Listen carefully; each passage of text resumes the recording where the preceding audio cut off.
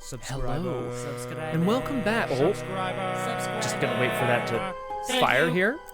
Thank you very much, Flower. Thank you. Much appreciated. I didn't realize what the delay on that was like. Welcome back, one and all, to Doomed. Not so solo playthroughs through Arkham Horror, the card game with a focus on roleplay and storytelling. I have missed saying that, because today I am joined by my partner in crime, my investigator extreme, I don't know. I am joined today by the Crosshair. Uh-oh. Hello. Oh, hello! Okay, good. Phew! Thought we Hello. lost you to the mythos already. I was worried. I'm always in the mythos. I'm always in the mythos. Well, welcome back, Hare. I am thrilled that we are making a return to Doomed. It's been a while since I've even streamed Arkham at all, although I have been playing a pretty decent amount in between these campaigns. How are you? Today, I guess, specifically. Well, today is a Sunday, as always. So, in a new headquarters, and everything seems a-okay. All Ready to go right. and get horribly murdered again and remember how to play this game. Yes, that is going to be the key for today, which of course brings me to a couple of, disclaimers. I'm just going to shout out some quick folks who are dropping into chat here. We've got Weirdness and Ranty. Hello to you both. And of course, Flower as well, which I acknowledged the sub, but not. And your sub baby, congratulations. Very nice. Sub baby. Hello. Hello. Hello. Oh, yes. Oh, yes, I'm joined today by the Crosshair. Oh, God, we have to remember how to do this. Yeah. I have to remember Yeah. how to do this. Also, today's stream is most likely sponsored by Kraken. I was finishing Which off... is- Yeah, hell yeah. Go ahead, sorry. Which is quite fitting, what we will see soon, but I think so. And I'm finishing off a different drink right now, but I also believe I will be hopping over to Kraken. So it will be truly a sponsored... If anyone from Kraken is watching, I'd gladly take a sponsorship, and I think it'd be a great crossover opportunity. yeah, same here. Don't even need money, just a case of Kraken. every Honestly, month. yeah, we'll just take in-kind donation. That's fine. Like, no need to get greedy. Oh, wait, Yes? when you get into the game, could you mod me so I can place I can, in fact, objects and stuff? I can do that even now. There you go. I did Thank forget, you. though. Thank you. So, of course, for those watching on the VOD, I've left a timestamp to when we get into the action. This is the first scenario of a brand new campaign, so we're going to be doing little introductions of our characters, the ritual drawing of the weaknesses, before we jump in. But of course, this is a great time to mention, this is Arkham Horror, the card game, a co-op card game put out by Fantasy Flight Games. I really enjoy it. Is that music too loud? I think it's okay. I'm just going to turn it down again slightly. As always, let me know if the music's too loud. I really enjoy the game. I know Crosshair does as well. We are not playing fast and loose with any rules. It's not like that. But the focus here is on roleplay and storytelling. So I'm not going to be going through every little nitty-gritty of like why I'm doing something or what the strategy is or what the rules are. Blah, blah, blah. We're going to try to play by the rules. But there's two rules that come first. The rule of story and the Grim rule, which is from the game itself, which is if you're not sure how to proceed, just take the worst option and move on. Yeah, that comes up often. It does. And Ranty, yeah, And- that's so specifically this is for you and anyone else who may be watching who's not as familiar with the game. I can totally do a stream and put it at the head of my YouTube channel where I'm like, here's how to play Arkham, if anyone's interested in that sort of thing. But en bref, we're investigators. We have a certain number of actions per turn, which we use to play cards, move around, try to get clues, handle enemies, and try to do the objectives before we run out of time. That's the game. Oh, Ranty would be excited. Okay, cool. We can do a co-op teaching stream where you play correctly and I play wrong. On purpose, right, Crosshair? Yes. Yes. Very good. Okay, well, look, I don't have much more to say. I think we should dive in and meet our new investigators, meet our new campaign. do our ritual drawing of the weaknesses, and then figure out where we are starting today. If all of that suits you, Crosshair, I think we'll dive in to the first scenario of a fan-made campaign called Cyclopean Foundations. Cyclopean, whatever. Like European, I guess. And this is scenario 1, Lost Moorings. And if it's French, I believe, or Spanish, it's encyclopean. Encyclopean. Bad pun. Yeah, Anyway, well, I'll allow it. It's no bad thing. Crosshair. I did want to say one thing on the story first also, that we are not gonna be playing optimally and tryharding. We might do that at one point, like really do a let's try to beat a hard level or something, but this is mostly about fun and story, not about doing optimal plays. Crosshair is 100% correct. With the focus on roleplay and storytelling, I think we're both playing decks that we find to be fun, thematic, and intriguing. Hyper efficient, they are not. Which and Flower wants to know. Sometimes. Yeah, sometimes we still win. Yeah, somehow. I hate to be the bearer of bad news, Flower, but we have not yet returned to Antarctica, so no frost tokens at this time. But you know, maybe we'll do a fun thing one day where we replace all of the skulls with frost tokens. You know, just cause. If it gets really chilly or something. Crosshair, I would love to, if this suits you, I would love to start by learning a bit about who your investigator is. Whoops. And then I'll do a little intro of mine, and then we'll draw some weaknesses. Yeah, for sure. As we all know, Doomed verse is a bit different on the backgrounds of stuff. Daisy is basically a librarian at the Arkham University. And mostly, well, she is a professor, kind of, of ancient books and tomes and like ancient languages and stuff like that. So whenever there's like a Necronomicon or stuff like that, then Daisy is probably the first one to arrive at the scene and explore that. And she's been kind of hyper-focused on stories and books since a small child, when her mother brought back Alice in the Wonderland, first edition, but the book wasn't quite normal, as it were. Oh gosh, okay. Basically, Daisy became really obsessed with the book, like reading it every night, and soon it became clear that it's a bit more, perhaps a more mythological version of the story and book. And interesting.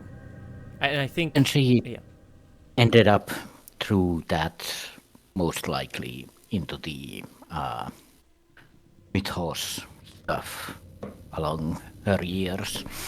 Yeah.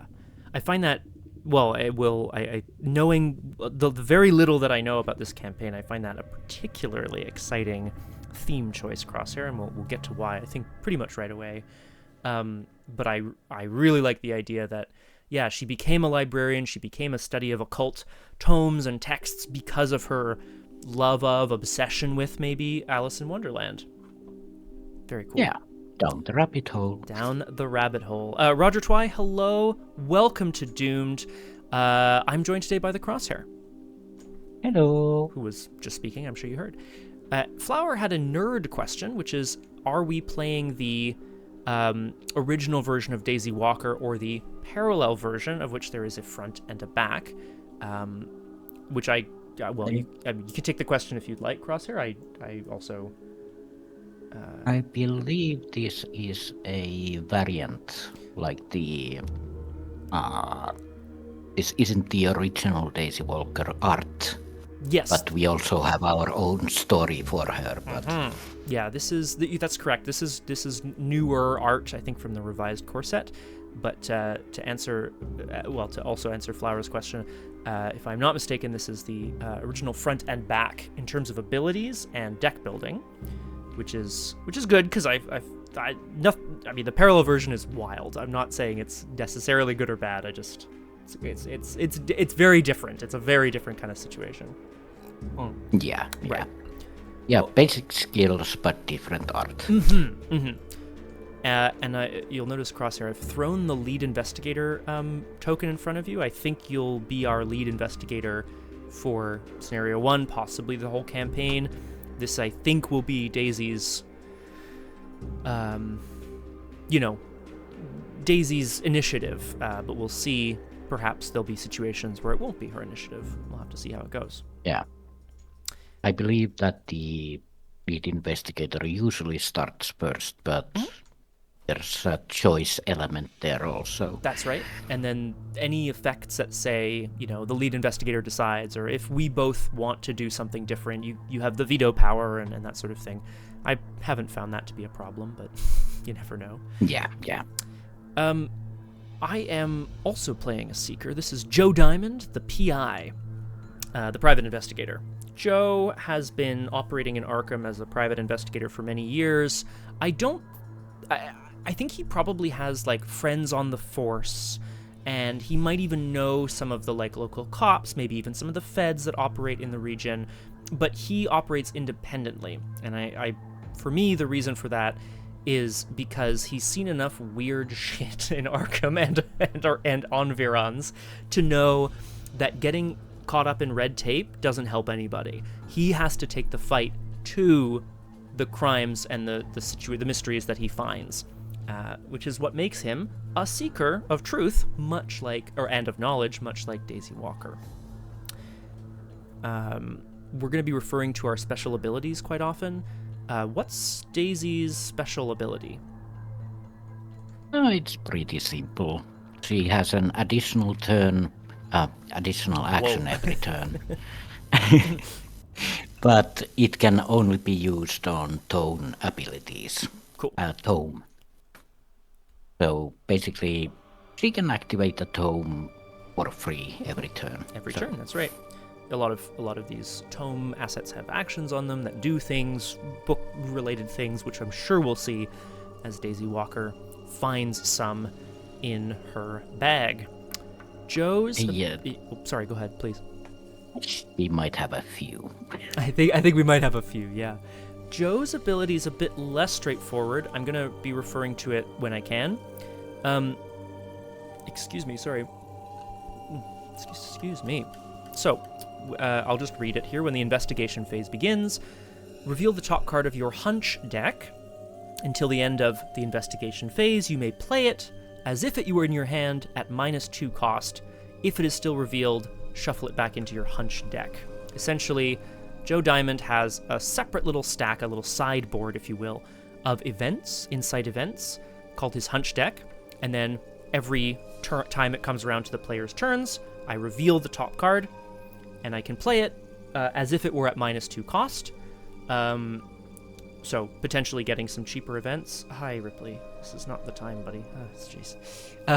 However, and we'll see this in action, one of the things in his hunch deck is not so good. So there's that element of randomness as well. That's Joe and Daisy. Yeah, also Daisy has forced learning. She had a very strict teacher when she first started at the Arkham University. So she's been pushed to learn more and more, which is one of the permanents. This is that my deck is much larger than Scott's is. Excuse me? What was that? My deck size is right, of course. 15 extra cards, and during each upkeep I draw 2 and discard 1. Cool. Okay, so more cards, but like you said, in upkeep, instead of just drawing 1 and getting a resource, you draw 2 and discard 1, which means you're, in theory, getting through that larger deck size faster and maybe finding more options, perhaps? Yeah, it's a larger deck, but it works faster. Nice. All right. I have I would like to draw everyone's attention to the wonderful stack of weaknesses that I have arranged here. Some of them are a little less, I'm a little less certain of them than others, but this is my remembrance of what all the weaknesses have been in the past Arkham campaigns. The ones I played solo are kind of on the left, and then the ones that are in groups of 2 here, Crosshare. I think those were the ones we played together. I think there were 4 big campaigns we played. So this is the memory I have of what they were. I may be wrong, but I hope not. Because we will be... I think it looks good. Yeah, the ones on top, I feel like those are ones you've had, and I could kind of like try to remember certain instances, but it's okay. Yeah, I remember Psychosis, a cursed follower, of course. Damned Bells were the last one, I think. Mm-hmm. And the stubborn detective was on Leo's ass all the time. He kept chopping up the detective, that's right. Yeah.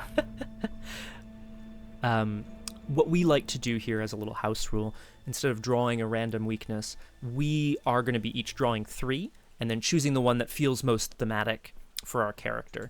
What I've done is shuffled up the ones we haven't yet used that we are still allowed to take based on class and so on. But yeah, I mean, as our lead investigator, Crosshair, would you like to do the honors of pulling 3 and then figuring out what's going to make the most sense for Daisy? I don't even know what's in here. This is exciting. It's an interesting concept because we basically have a choice, but we really don't have a choice because story comes first.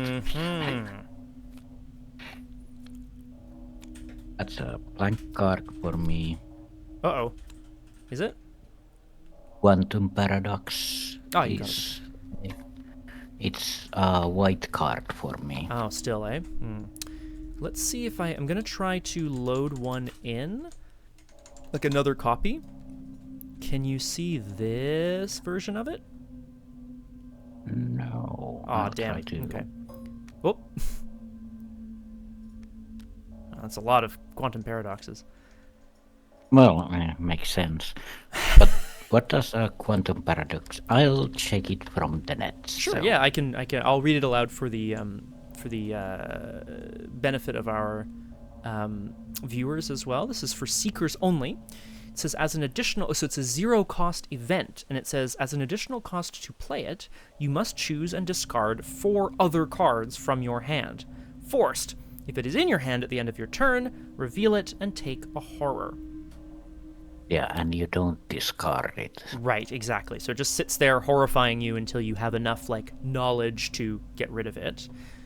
I'm not quite sure if... Yeah, go ahead, sorry. It feels appropriate to the deck I'm playing. That's the worst possible card for my deck. But also not that bad.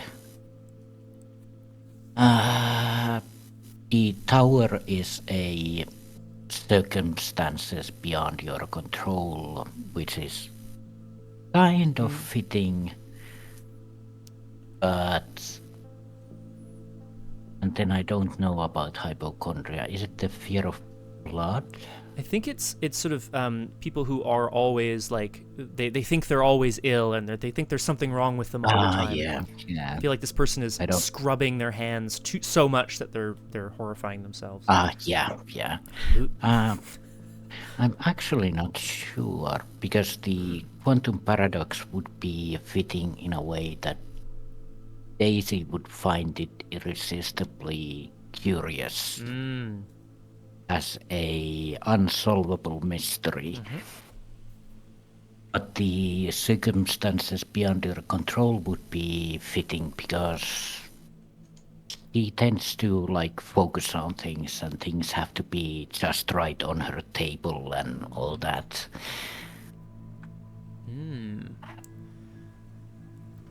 Well, I mean, we can shuffle those two up and let fate decide. That would be one way of doing it. I like the logic of both of those.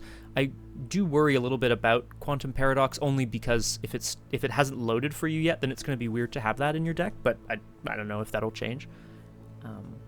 Yeah, it was Subscriber reason doesn't load, but I can have it on. Where is it? There's the one.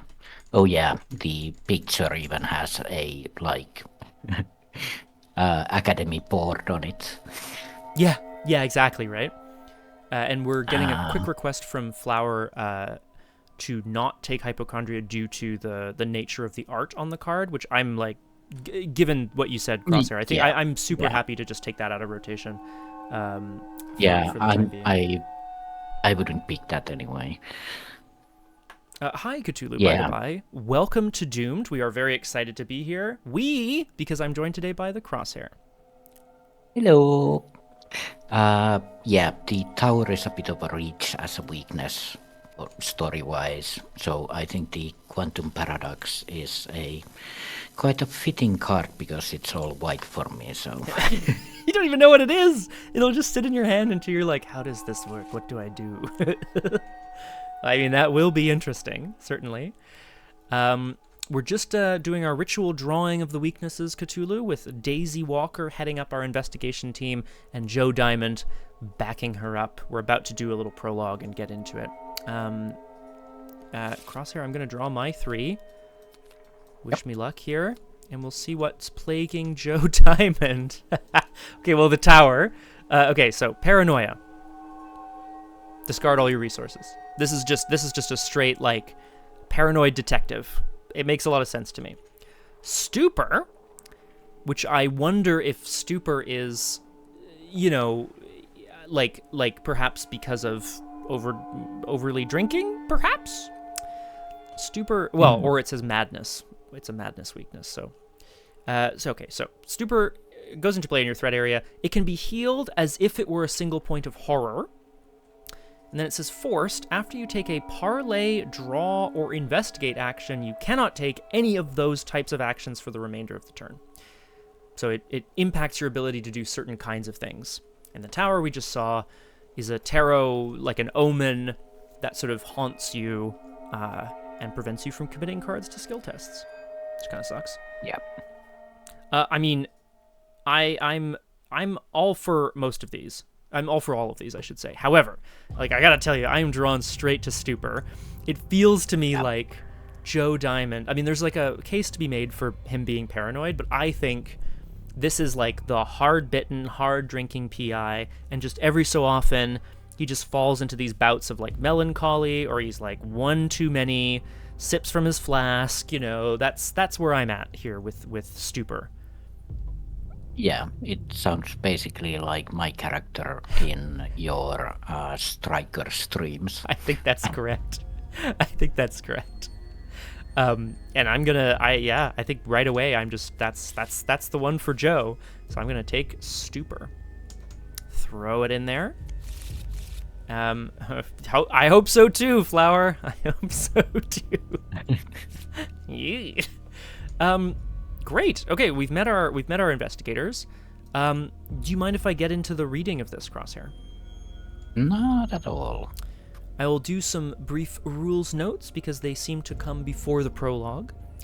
There are additional rules that are unique to this campaign. I'm going to summarize them for the purposes of this, specifically because the first one doesn't matter. It says some resolutions and interludes will instruct players to add or remove notice. There's a meter for how noticed you are. I don't know. Some scenarios may be changed or altered depending on how much notice you have. It doesn't do anything on its own, but I would imagine the more you have, the worse. But maybe not. Who knows? It's just it's a thing that we're going to add as we do stuff. There is also a new ability in this campaign, called non-Euclidean, which I believe is a reference to in the works of H.P. Lovecraft. They talk about non-Euclidean geometry, strange geometry, spaces that don't make sense.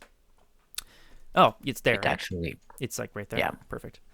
I He mentioned... saw was he had said that the geometry of the dream place he saw was abnormal, non-Euclidean, and loathsomely redolent of spheres and dimensions apart from ours. Ah, yikes. I mean, okay, so we're dealing with some strange places, that's for sure. Mechanically, it is a new ability that appears on locations. When an investigator will move from a location, so out of that location, you have to resolve the non-Euclidean abilities on it. So, anytime you try to leave a place and it says non-Euclidean, you have to do what it says. I'm hoping the thing that it says is not terrible. I mean, it will be, but, that's... Yeah. So that's for the purposes of the rules. This is Cyclopean Foundations. Let's jump in. Saturday, November 12th, 1927, Arkham, Massachusetts. The various archaeological expeditions of Miskatonic University frequently captured the public's imagination for their theories taken to exotic lands and curiosities returned from the same. The ancient trophies were always certain to be exotic and interesting, but were often few and far between. Over the past 8 months, however, the university received generous funding from an entrepreneur named James Wycliffe to finance multiple expeditions throughout the globe. Each enterprise returned a success, improving the reputations of everyone involved and stocking the displays of the Miskatonic Museum with fresh exhibits. So highly anticipated was their most recent expedition to Mycenae in Greece that some of the university's more eager professors nearly canceled their classes for the day that the expedition was due back in Arkham. It was fortunate that they did not, as the expedition failed to appear. While you may have expected a delay due to bad weather or a shipwreck at the very worst, what you didn't expect was the letter addressed to you personally from James Wycliffe himself. I'm going to take a quick tangent here.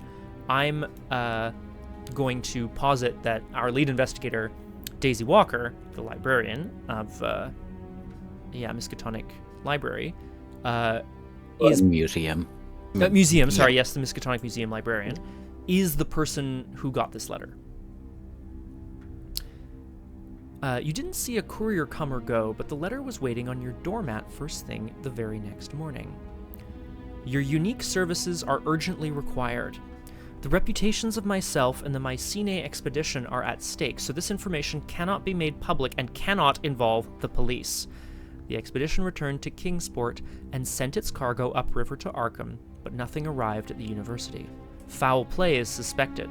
Search the Miskatonic riverfront for any evidence of the expedition cargo and identify the thieves if possible. Again, secrecy is paramount. Thank you and good luck, James Wycliffe.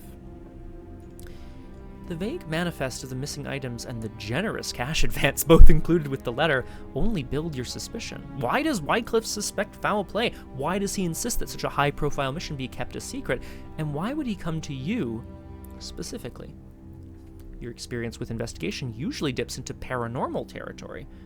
If Wycliffe's expedition uncovered anything of this nature, then who could learn about it quickly enough to hijack it? The questions rack up, but you have no current course of action but to prepare for a busy evening. So many skulls. And Flower, I just wanna say, Joe has contacts, I think, within the police, but he knows how to be discreet. He is a private investigator, after all. Scenario... Yeah, and please tell me. Daisy doesn't know that Joe is the one who's gonna be helping her in this investigation, but there might be history there. Oh, there might be some history.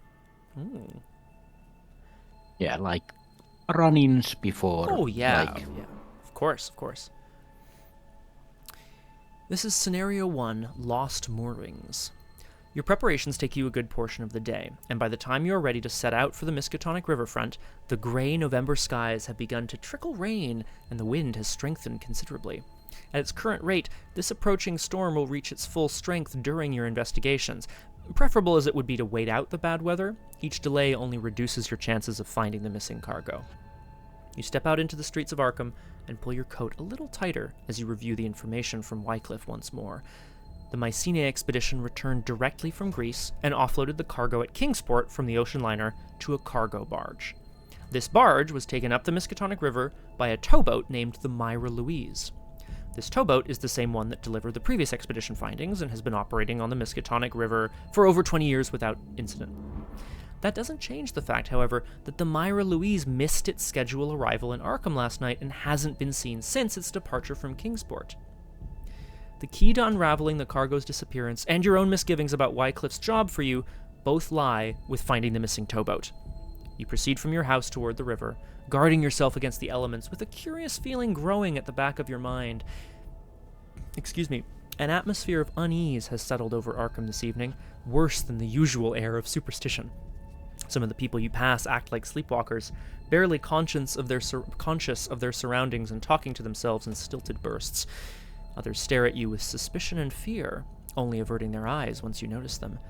And perhaps it's your imagination, but are there dark shapes moving in the river?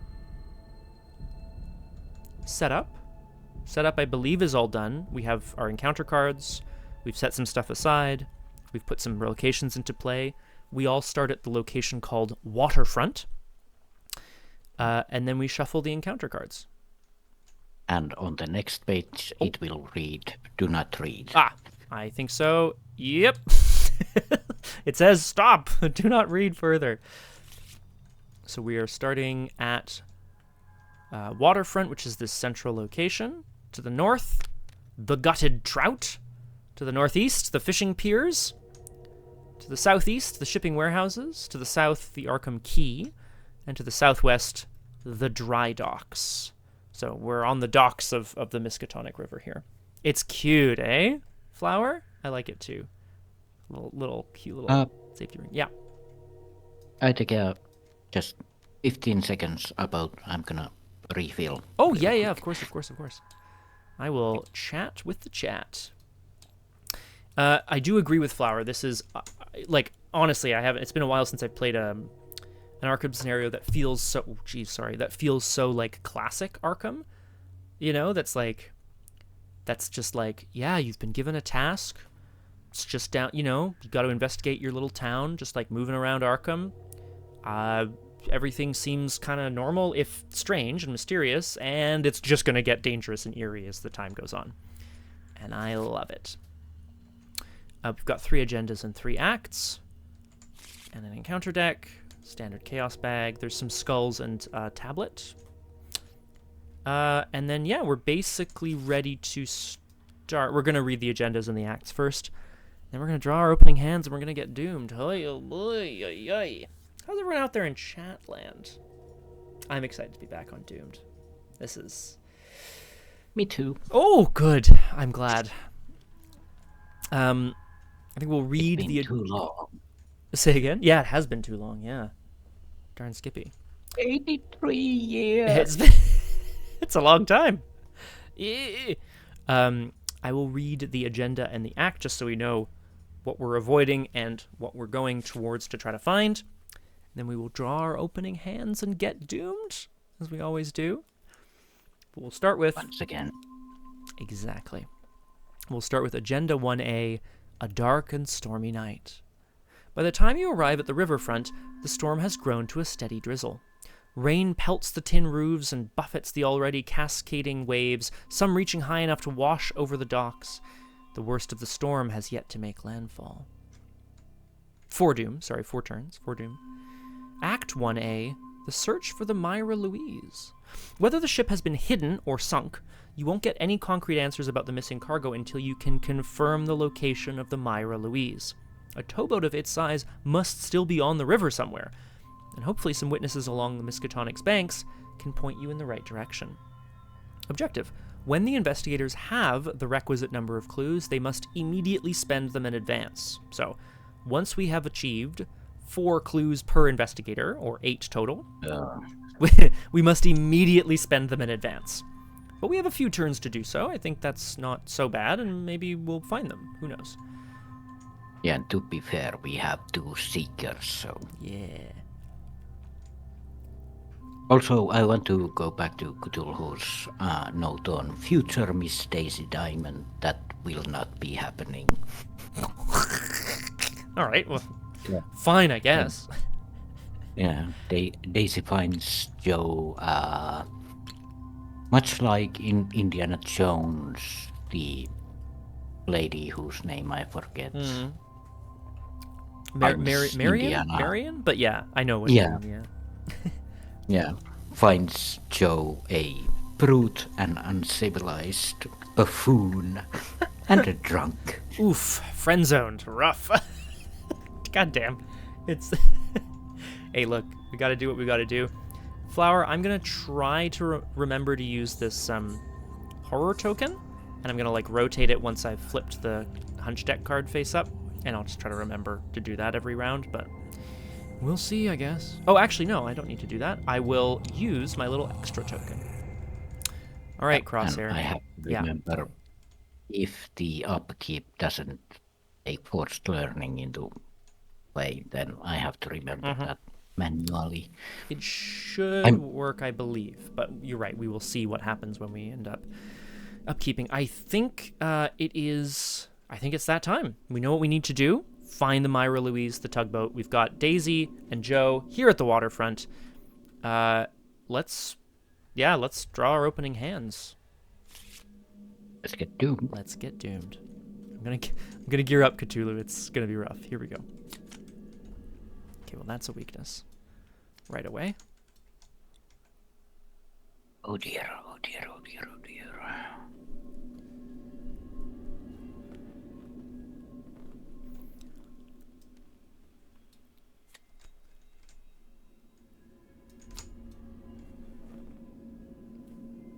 I'm making eyes at the chat, Crosshair. I realized I was just like, I wasn't saying anything because I didn't want to spoil what my hand looks like, but I've just been making faces at the chat for some reason instead.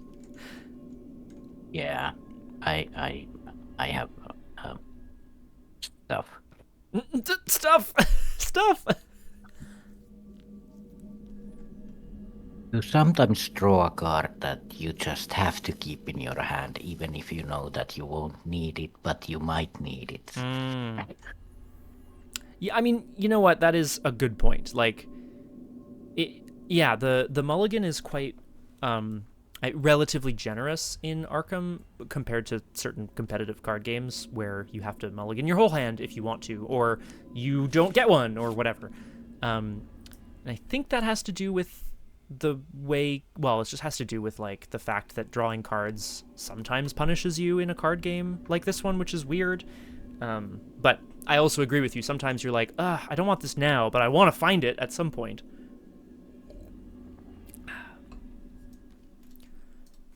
Yeah, this might be the best opening I've ever had, but in a future sense. But damn, let's see.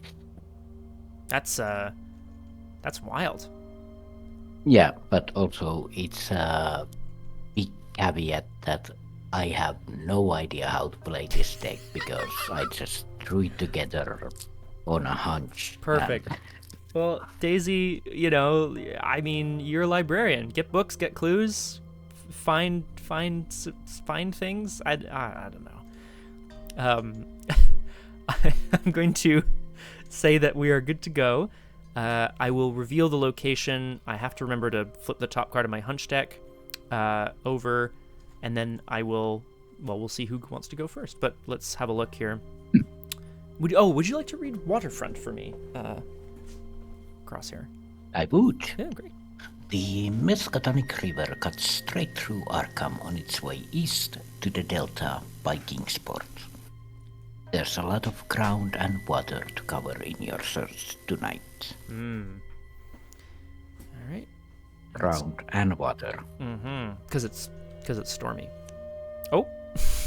All right then. Okay, well, thanks for coming to the stream. Action 1, resign, see y'all later. No need. The Miskatonic's waters are especially choppy tonight, and a steady drizzle patters over your outer clothes. If only you could wait a few days for this bad weather to blow over. It's a one shroud location, but it has 0 clues, nothing to find here. And there's an action on it to resign, which means you can leave. But why would we leave? Yeah. We haven't even done anything yet. at the start of the investigation phase, Joe reveals the top card of his hunch deck, which he can play at -2 cost. During his turn, I should say. You can play it during your turn, as if it were in your hand. But I do that before we take our turns, Crosshair. So now we can decide who wants to go first. I mean, yeah.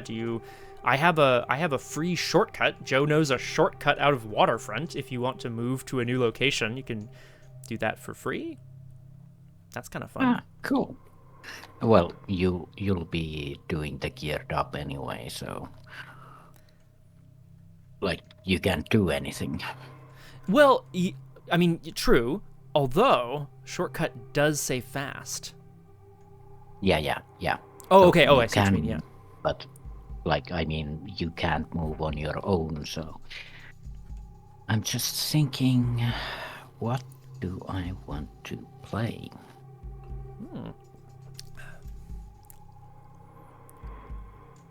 Actually, that's a pretty decent start. Yeah, I have a plan. All right.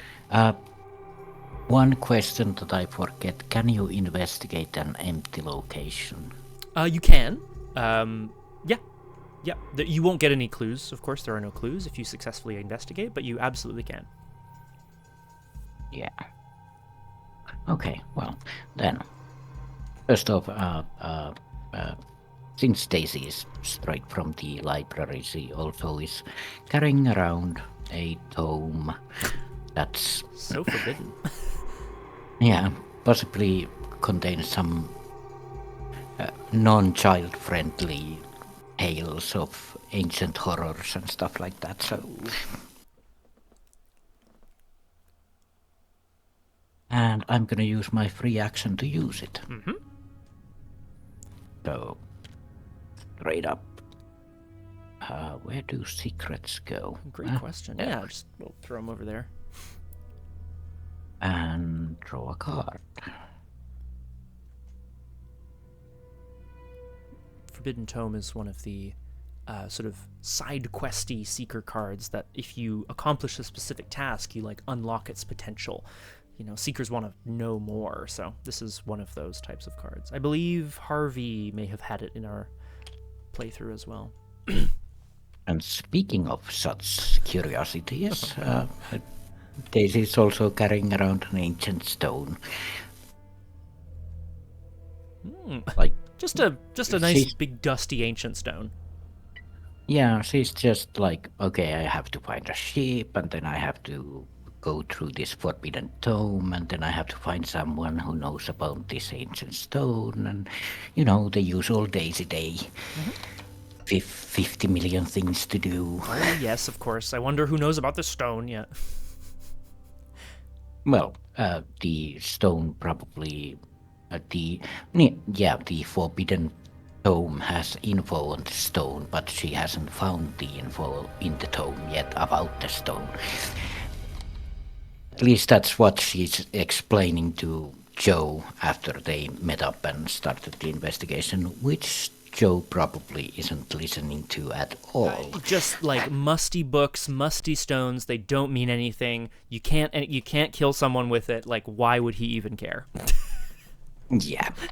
Well, you can't kill anything with it yet. Very good. Now becomes the question, are you going to move? Because I have one action left, so I could basically use your fast action to move and do a thing. I am so happy to move you with... it is 4 clues per investigator flower, so 8 total. I'm super happy to use this shortcut on you. Oh, hang on. No, play only during your turn. So actually, I would have to... It'd have to be my turn, and I'd have to move you. Right. I forgot that's how shortcut works. My apologies. But I'm still happy to move you on my turn. Yeah. Or I can move and then you can join if it's needed. Yes. Good idea. I don't have anything to really play at the moment. And I can't investigate this place. Well, I could use the stone just to get rid of it. Mm-hmm. You absolutely could, yeah. But it's also kind of a waste because there might be an extra clue in it. It's an excellent point. I'll just move. And Daisy is a firm believer also, not only in the go left policy, but the dry docks seem like the most logical place to find a ship. Fair. I mean, honestly, super fair. Yeah. I don't know what a quay is anyway, so That's a good question. I feel like I've heard that, like I know I've seen the word like key like a whole bunch of times, and I think it's from the French, which is the same. Well, it's got an I instead of a Y. I don't know. It's like a a dock, I guess. stone or metal platform lying alongside or just projecting into water for loading and unloading ships. Oh, there we go. So There it's you go. basically a dock, Right. but it's not a dock, it's an unloading dock. Right. Okay. Perfect. No, that makes perfect sense. And thank you, Flower. Same definition as well. Yeah. All right. But yeah, Daisy will just leave Joe do what Joe does. He's playing with his strings, so Playing with his things. I'll see you later, I guess, and walks off. You have to consider all possibilities for a missing ship. There's a chance that the Mare Louise was taken into dry docks to get it off the water and quickly out of view. There we go.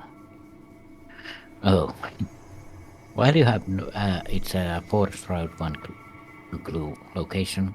While you have no cards in your hand or no resources in your resource pool, you get +2 skill value while investigating dry docks. Okay. On a night like this, you can hardly call them dry. God damn it. Innuendos. Hey. Well, I mean, yeah. Okay, so it seems like a good place to start the investigation, certainly. Joe knows a shortcut. The question is whether Joe is worried about Daisy taking care of herself or not. I feel like everything's still pretty close to each other, so I feel like I could get back to you really quickly if I had to. So I'm going to gear up is what I'm going to do. Joe is, of course, much like many of the other investigators on Doomed before him, is a firm believer in making sure you have everything you need when you are getting out there in the world. Geared Up allows you to play any number of item assets from your hand, reducing the cost of each by 1. During this turn, you have 3 fewer actions to take, but you still have extra actions, bonus actions, or fast actions. I will point out, for those who are interested, the game periodically releases totally optional taboo lists, which are sort of ways of balancing cards that they think are like too strong or too weak or whatever. But it's optional. I don't believe we're playing with the most recent taboo list, and frankly, it doesn't really matter. Geared Up, you'll be interested to know, Crosshair, got hit with a bit of a nerf in the most recent taboo list. It now says max 5 cards played. So gone are the days of being able to like backpack, item, backpack, item, like you can't, I mean, this is if you choose to use this taboo list, of course. Yeah, but with 5 resources, it's happening so rarely. That is also a good point. Yeah, 5 that's items. 100%. Okay, well, Joe is going to play a number of items from his hands. First, of course, he has his trusty weapons, his Detectives Colt 1911s, which are his, I'll just reveal them here in their holsters, and they're sweet shoulder holsters. These are Joe Diamond's personal guns. They have 4 ammo. They take 2 hand slots, but it also says up to 2 tool assets you control don't take up any hand slots. So you can hold additional tools in the holsters on his Colts. It's a gun, so you fight and deal extra damage. It says if this attack defeats an enemy, you may move an insight event from your discard pile to the bottom of your hunch deck, so you can kind of use it to get some hunches back, in a weird way. Hunchback. Hunchback, exactly. So that was one thing. Now that he has 2 more hands for tools, he'll whip out he'll make sure he has his magnifying glass for identifying small written text. He'll also make sure he has his dissection tools, which he's no surgeon, but this feels like something that Joe has been carrying it around with him. He's seen enough strange corpses to know that it's worth getting a sense of the morphology of any strange creatures he may find. He also has a whistle, which is, great for drawing attention, basically. And we don't want attention. Well, Joe doesn't want attention, but sometimes you need to take it. Let's say that's going to be a good idea. Oh boy. And now I do have the ability to fast play a shortcut. So, question is, do I want to move? God, watch what? Hmm. Typically, we do tend to investigate the whole map before we do anything stupid. It's true. Also, it's a last action move is also a stupid move, but and yet here we are, right? I think you know what? So Joe, I see here there's a bar, and there's the shipping warehouses, and I wonder if both of those are going to be good things to investigate. But would Joe want to start with the? I think Joe's going to start with the warehouse.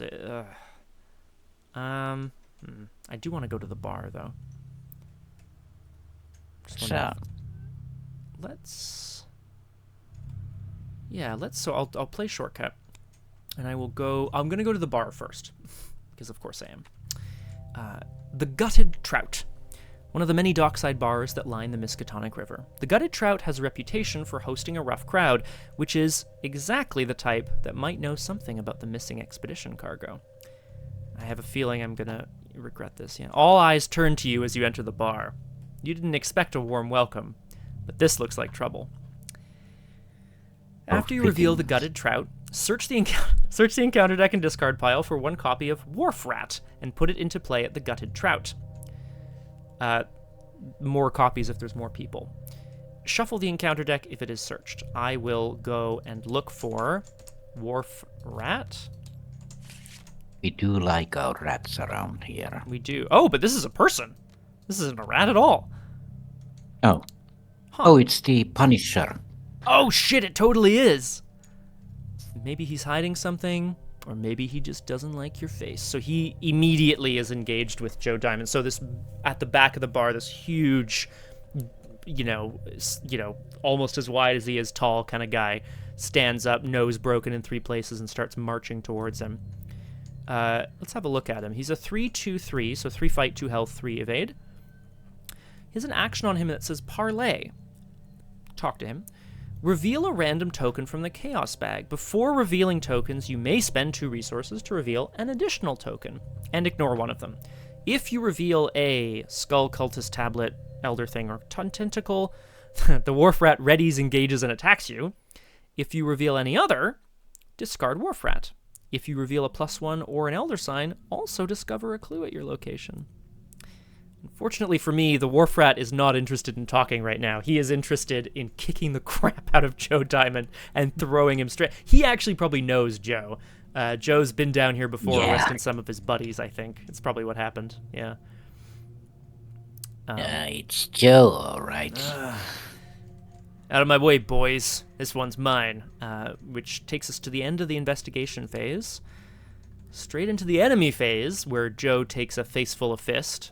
Unfortunately, I take a damage from the Wharf Rat. Nothing I can really do about that. And then on to Upkeep. See how this goes. Shortcut into an uppercut. Yeah. Ooh, that's nice. It actually drew 2 cards. Hey! Nice. Perfect. And I'll just throw away a Termus. Hup! Straight into the river. Splash.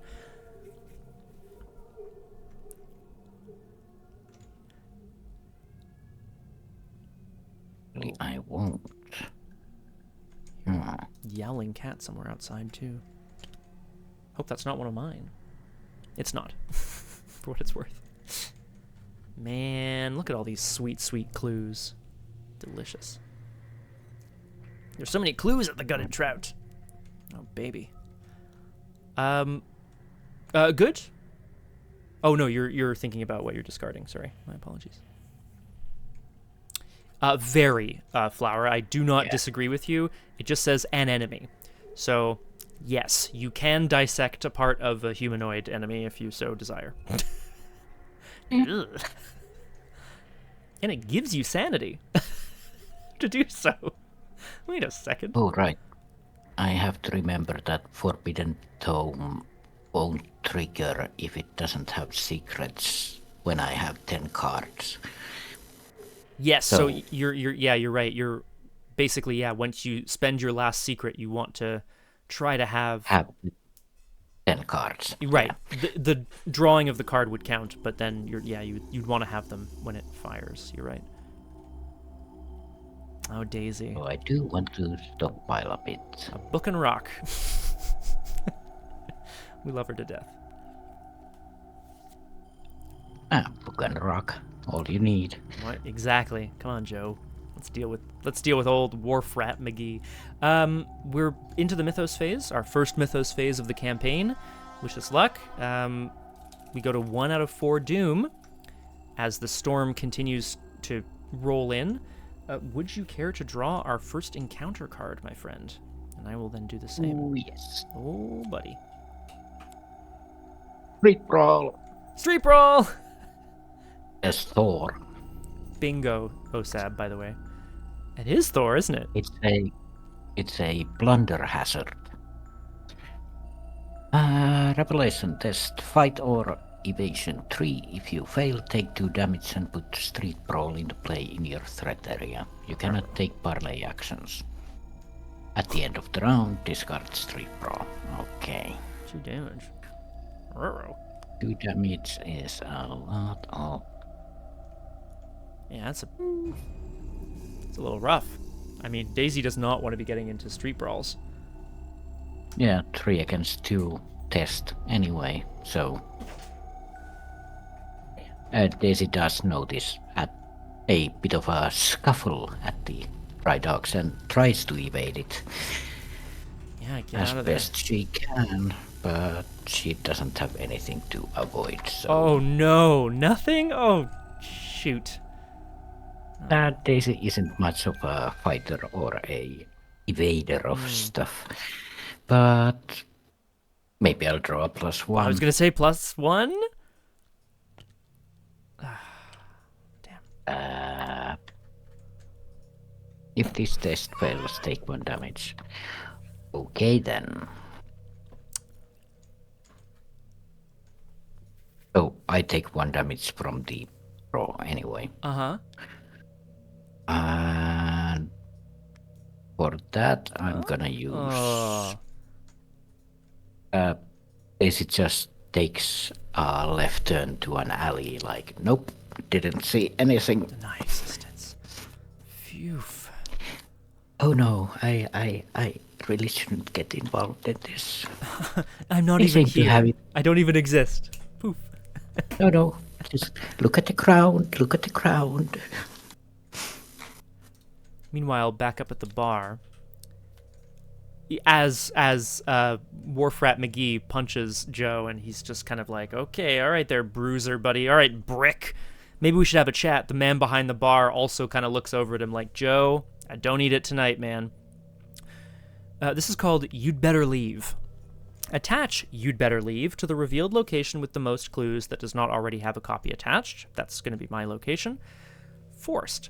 After an investigator discovers any amount of clues, that investigator must either take a damage or lose an action. If there are no clues left on it, discard You'd Better Leave.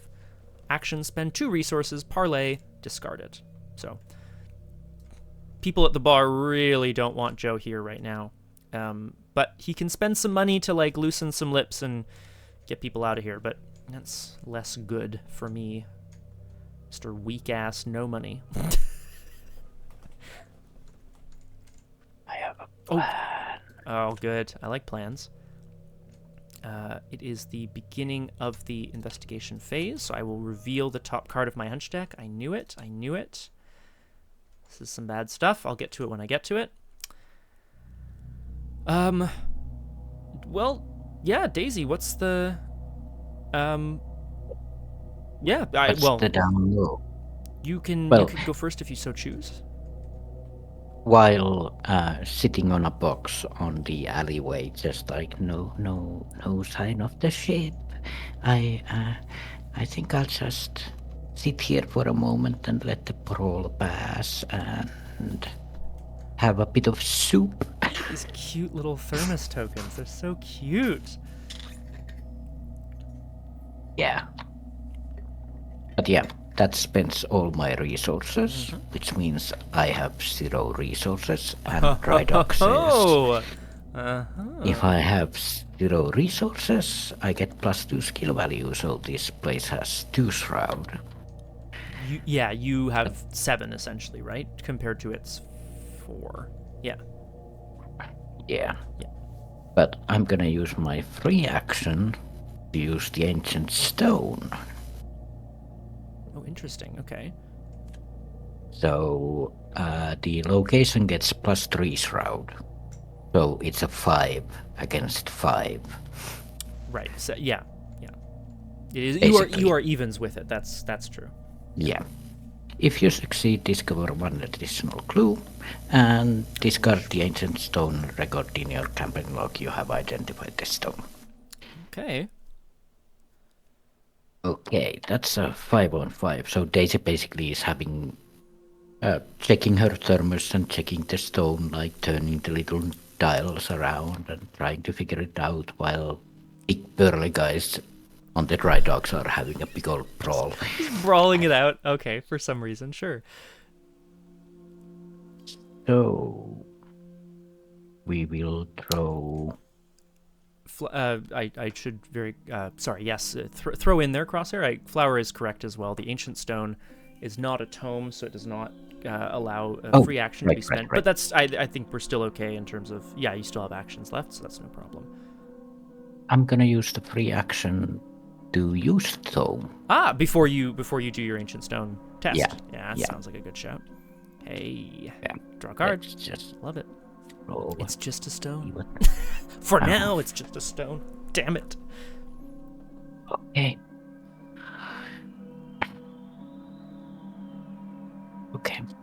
Okay.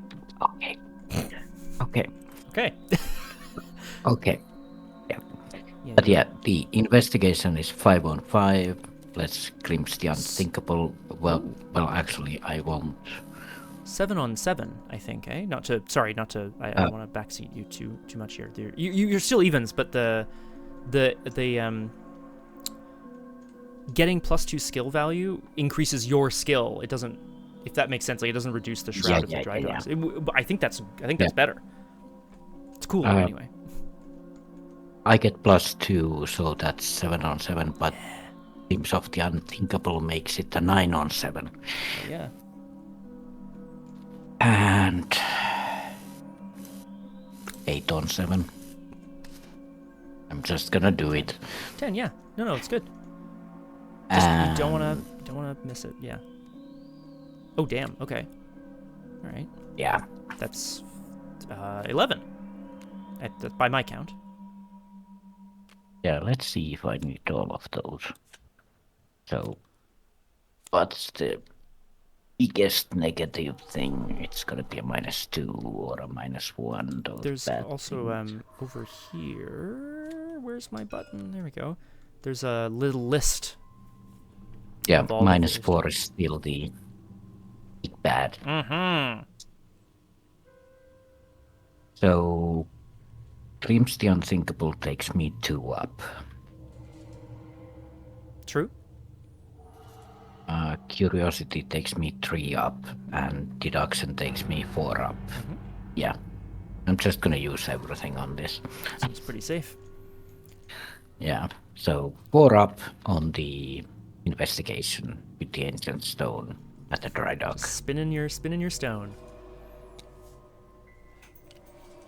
That'll do it. Yep. The skulls are currently -1, which means success. Daisy Walker. Okay, and then I discard the ancient stone and record that I have identified this stone. And I believe it, yeah. Next to this, in parentheses, record the difficulty of this skill test. Oh, which is 7, I think, eh? Yeah, it was. 7. Yeah, it was 7, which seems good. Yeah. Let's see. Throw in Where there. do I put the notes? Either of these little big boxes, I'm sure it'll be fine. Little big boxes. You heard what I said.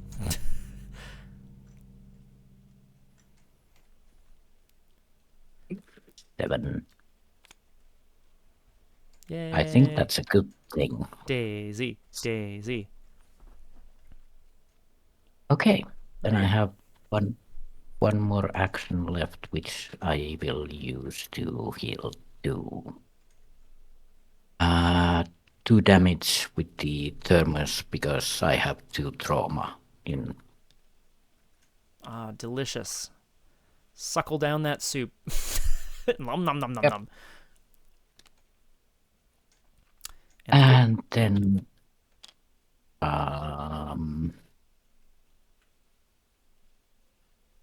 because it's my end of my turn, I'm gonna show my. No, that's a. Oh. Our word is also white for me. Oh no. I wonder why. Oh, because it was. Oh, you thought it was the other thing. Okay, yeah. No, that is. I can confirm it is indeed power word. That's really annoying, Yeah. Crosshair. I'll have to. We'll have to see if we can work that bug out. Yeah, I think it might be new cards confused because I upgraded, but I didn't remove the old stuff. Okay, like downloading the new mod and so on. Yeah, we'll have to take a look at that. And I grabbed your clues for you as well. Sorry to.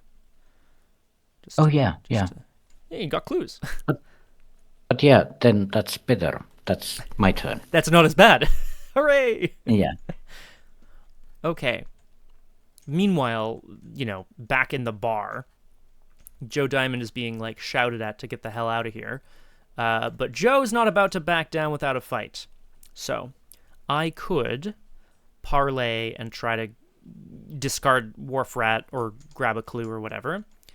I think, however, Joe is not that kind of guy. I'm going to just try to blast him with a bullet from the Colts, because, why not, essentially. I think he's trying to make a statement. He's trying to, tell people he's in charge here.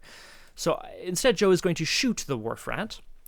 +1 combat from the Colts brings me up to 5-3. And let's do it. Seems good. Blam, the gun goes off. The Wharf Rat staggers back and collapses. Killing an enemy with it means I can put the shortcut on the bottom of my hunch deck, which I will. Now we're here. Now I have to just decide what I get an evidence on my dissection tools. Cool, I guess. Joe subtly snips a finger off for looking at later. Ugh. I have 2 actions left. I want to try to get some clues. You'd better leave is here, which means when I discover clues, I have to either take a damage or lose an action. I also have to I could spend 2 resources to parlay to get rid of it. I could also just move from here, but this seems like a pretty good place to get clues. Excuse me. So I'm going to take the heat a little bit here. Having shot Brick, the Wharf Rat, who's trying to hustle him or rough him up a little bit. Oh, am I out of music? Sorry, guys. Just realized. Yeah, we are. Let's put some music back on. I wouldn't know. Oh no, it's all good. I can barely hear it here. Get rid of your weakness. Thank you, Cthulhu. You're right. Oh, I need money, though, Cthulhu. So I should point out, unsolved case is Joe's weakness. This is a case that he could never solve, and it haunts him. It's in his hunch deck. It's a 4-cost event. However, I can play it at -2 cost from the hunch deck. Place one of your clues on the location with the highest shroud. Remove unsolved case from the game. Forced, if it would be shuffled into your hunch deck, i.e. if you don't deal with it, it instead goes into your threat area, and you earn 2 fewer experience from the scenario, which I do not like. 1 iota. I need money, but I think actually I'm kind of, with Cthulhu, I'm going to just take a resource and then pay to get rid of the unsolved case, which seems good. Weirdly enough, and I have kind of checked into this, because it says place one of your clues on the location with the highest shroud, but it doesn't say forced. It doesn't say, that's not like a cost that you have to pay. It's the effect of the event. So just by paying the cost of the event, you kind of get rid of it. I.e., if you have no clues, are you allowed to play unsolved case? Well, that's Cthulhu, I feel like the answer to that is no. Although I am going to check again, because that does feel wrong, but I feel like I've seen this before. Ugh, need a clue first. Hang on, I'm going to find unsolved case. Has this changed? So it is weird. It's weird and it feels wrong, frankly. Also, I'd basically be moving a clue from here to a shitty location. Although, how do you feel about more clues? Yeah, I was gonna say that's not so nice, though, is it? It's actually fine because clues here don't matter to me. Like, I can easily get them because it's well, I'd have to spend my resource, but and hopefully you would be able to. I just don't want to get clues because of you'd better leave, so I'm going to do whatever it takes to not take the 2 experience hit, I say. That's correct. That is correct. Oh boy. You're right, Flower, and I think I don't want to box myself into a corner here in terms of playing sort of cheaply, as it were.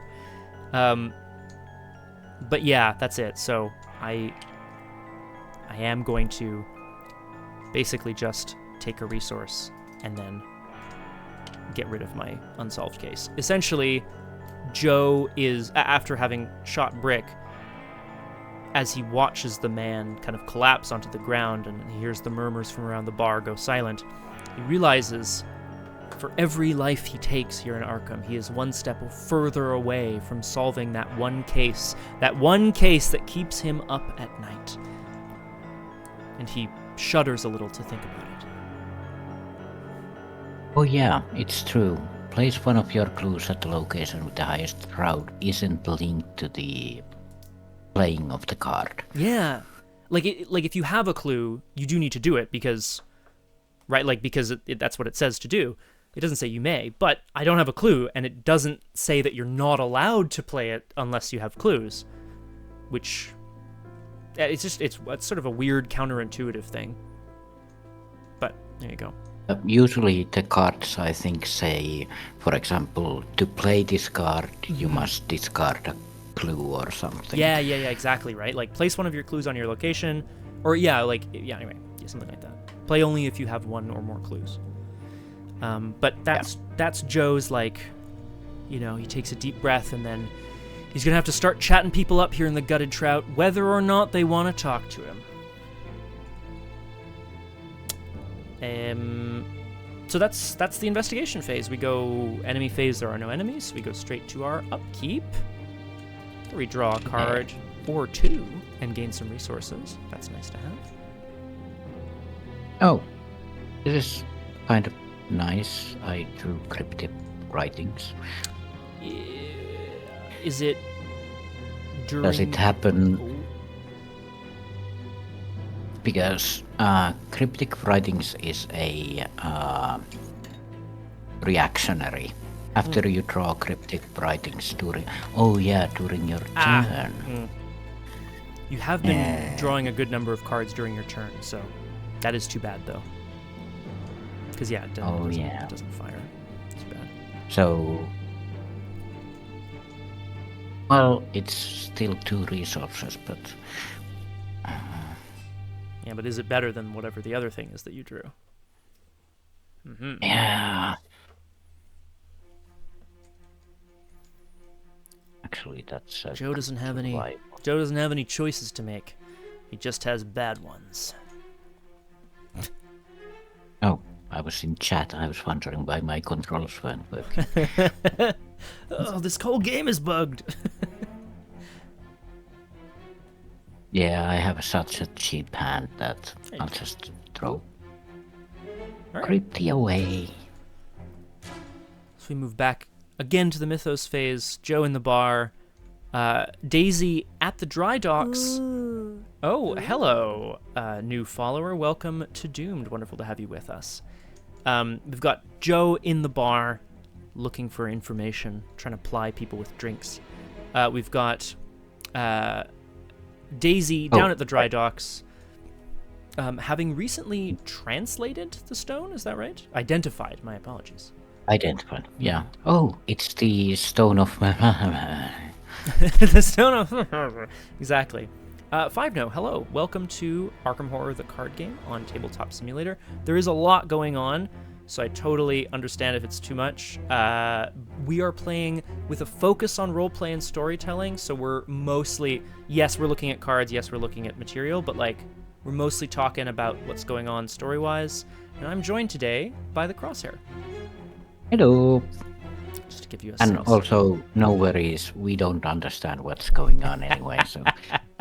Exactly. We go to 2 out of 4 Doom as the storm draws closer, and we draw some encounter cards to see what the next happenings are on the dry dock and in the bar. Yeah, the street brawl died down, but out of the murky darkness you hear a...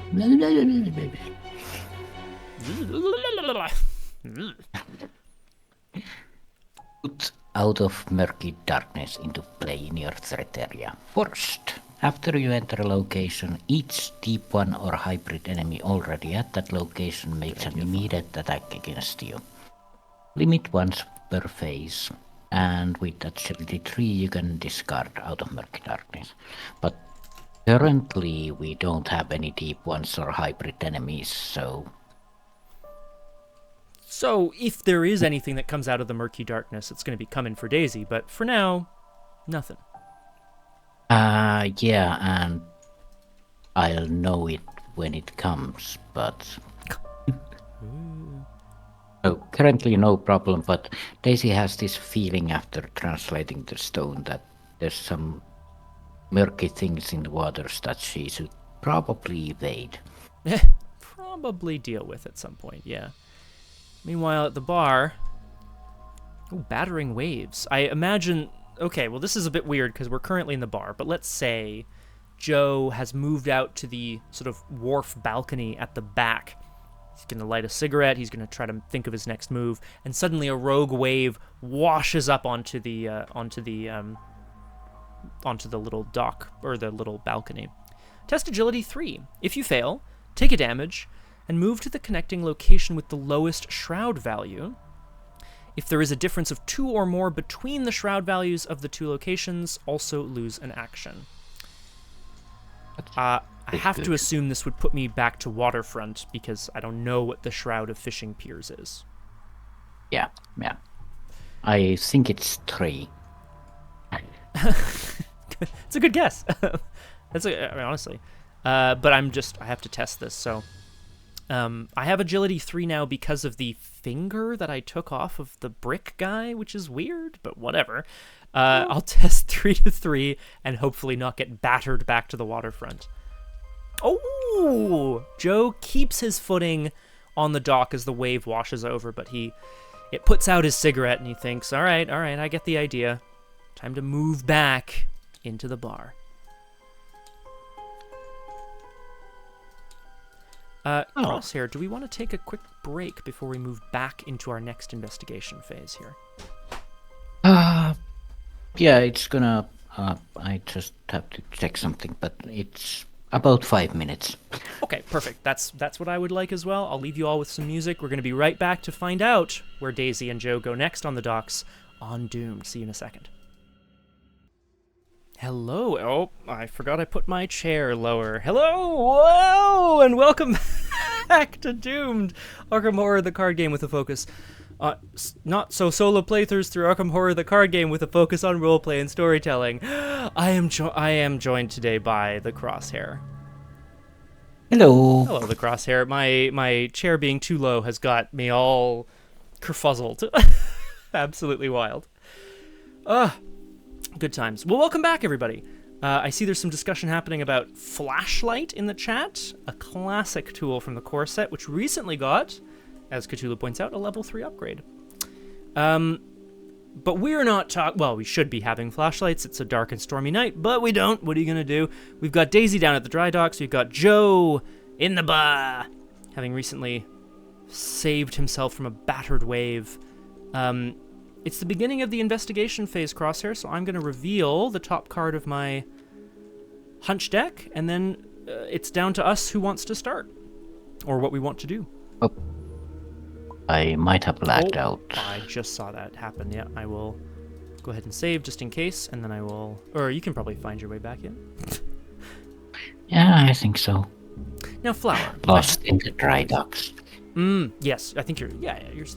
Curse these. Yes, two things. One, of course, as Crosshair mentioned, stream brought to you by Kraken Rum. Thank you very much, Kraken. And I have to ask Flower whether the decision to get into Arkham Horror, you have the core set and Dunwich. I assume it's the hard copy versions. I don't know what other copies it would be. Was it because of... well, was it partially because of this stream? Do you have friends who play the game? Just curious.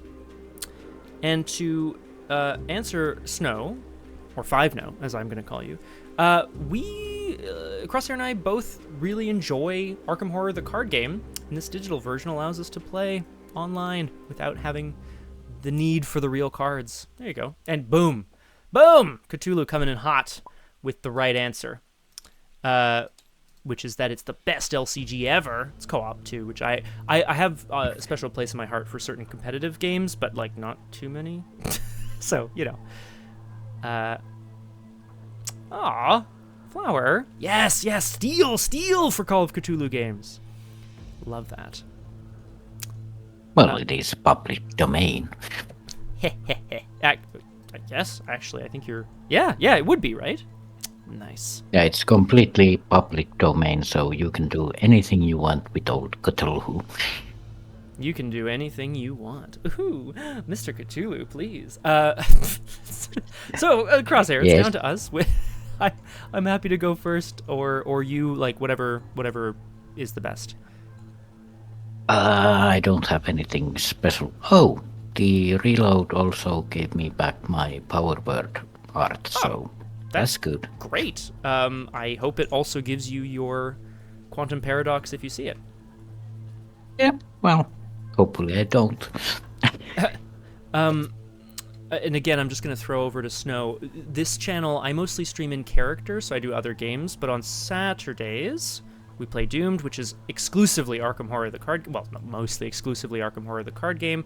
I played some King's Dilemma Chronicles recently. RPG Clinic, which is a channel of which I am a part as well. We do TTRPGs, currently playing a Werewolf 5th edition campaign, which I will throw into the chat right now. If that, oh, thank you very much, Crosshair, if that, interests you at all. The mod. The mod. Exactly.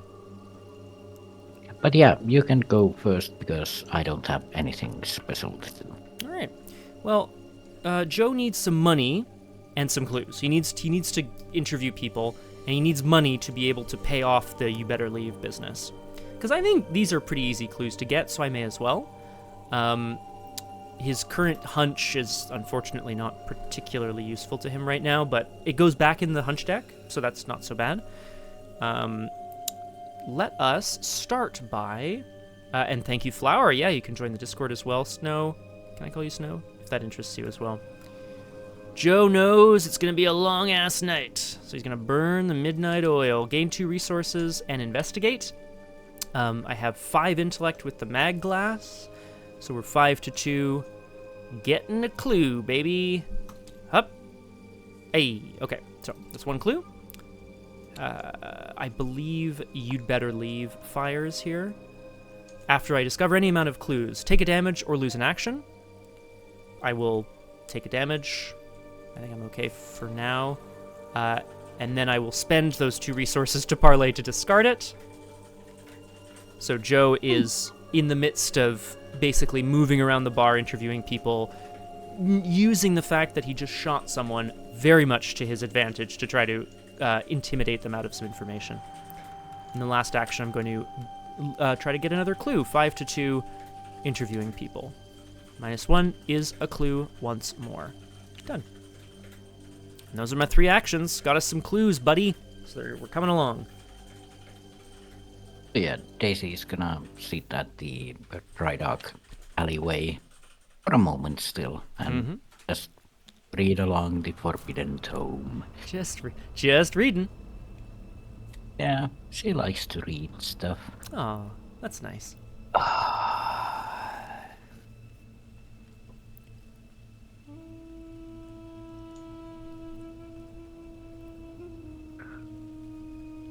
Hold on. I totally get it, Snow. I've never heard of Varia. If anyone in the chat has, you guys can absolutely hop in on that. But otherwise, I'll just say, you know, we're playing for the story. If you want to stick around, feel free. If you don't, you don't, and that's cool too. But it's wonderful that you followed. Hopefully, we'll see you on the other streams that I do as well.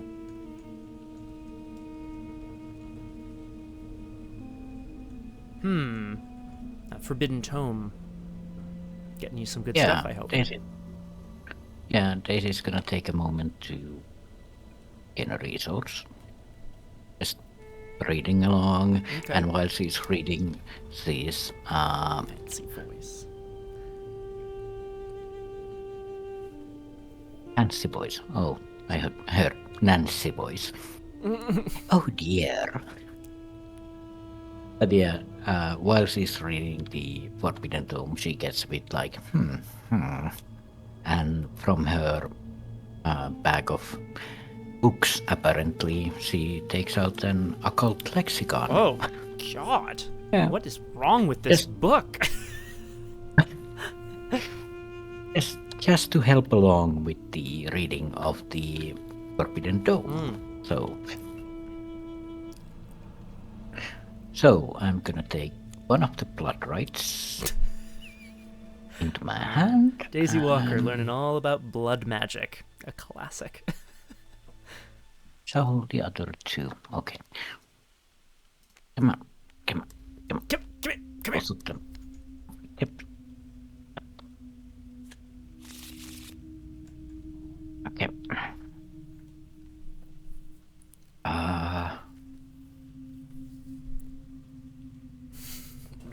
Blood hands. Okay. And as a 3rd action, I think I'm gonna do this stupid thing and move to the quay. Okay.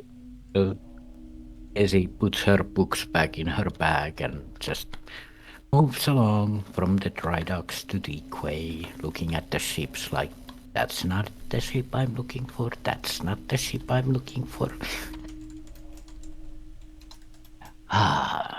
The quay on the south side of the Miskatonic River is where the previous expeditions arrived and offloaded to move the artifacts to nearby Miskatonic University.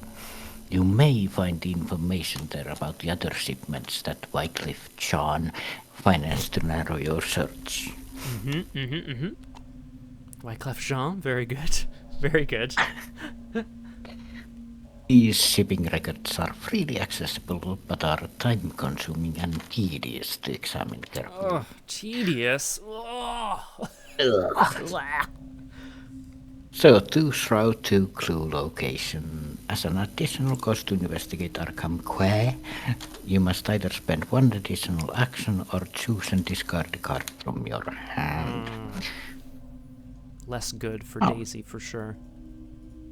Yeah, well, that was that. Okay. So this, this takes us into the enemy phase, but there are no enemies on the board at the moment. We continue to investigate on their own. Daisy with her blood magic, and Joe with his gun. So we go to upkeep. Just a lexicon. It's just a lexicon. Exactly. Yeah, it's just a lexicon of blood magic. God, so many problems these guys have. Oh my. This is quite nice. Quite nice. All right, assets don't necessarily take a hand slot or a slot.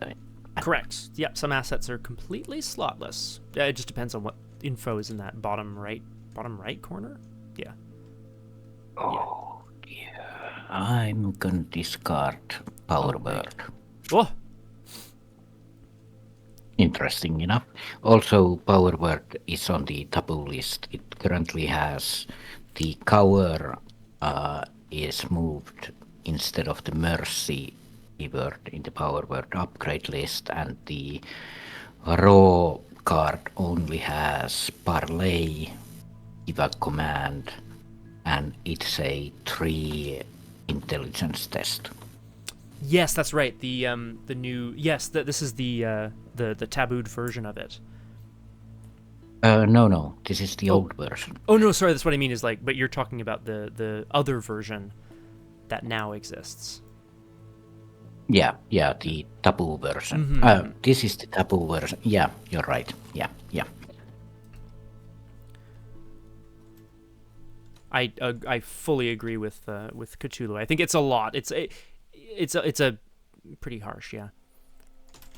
Yeah, it might be a replaceable card after all. Oh, yeah, well, I leave that entirely to you. It's pretty cool, I think, for Daisy to be able to do this, but it hasn't come up yet. Yeah.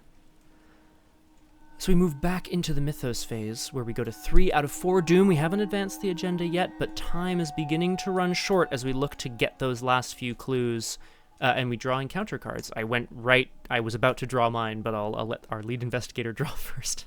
Whew. Oh, yay! Yay! Thank you. You get the good one. Oh, God, I shouldn't have said that. Oh, dear. I was gonna say that we're gonna draw some deep ones, but there it is. Oh, boy. It would have hunted me anyway. Murky Darkness doesn't do anything because it's already here. After you enter a location, exactly, yeah. So out of the quay waters jumps up a murloc looking thing. Basically. Horrible. But yeah, hunter, prey, lowest, evade. After Deep One Raider is successfully evaded, move Deep One Raider to a connecting location, empty if possible. But it's a 4-3-1. Ooh, that's a big one. Yeah, it's a pretty beefy boy, 3 health. But 1 evade, so at least maybe Daisy can even get away from it, although then it'll come for her, so is that good, is that bad? Ugh. Yeah. Alright. Meanwhile, back at the bar. Oh no, it's another Deep One Raider! Damn it. I was so ready to not come and help right away, but... Oh boy. Well... Looks like we're gonna have to do something about this.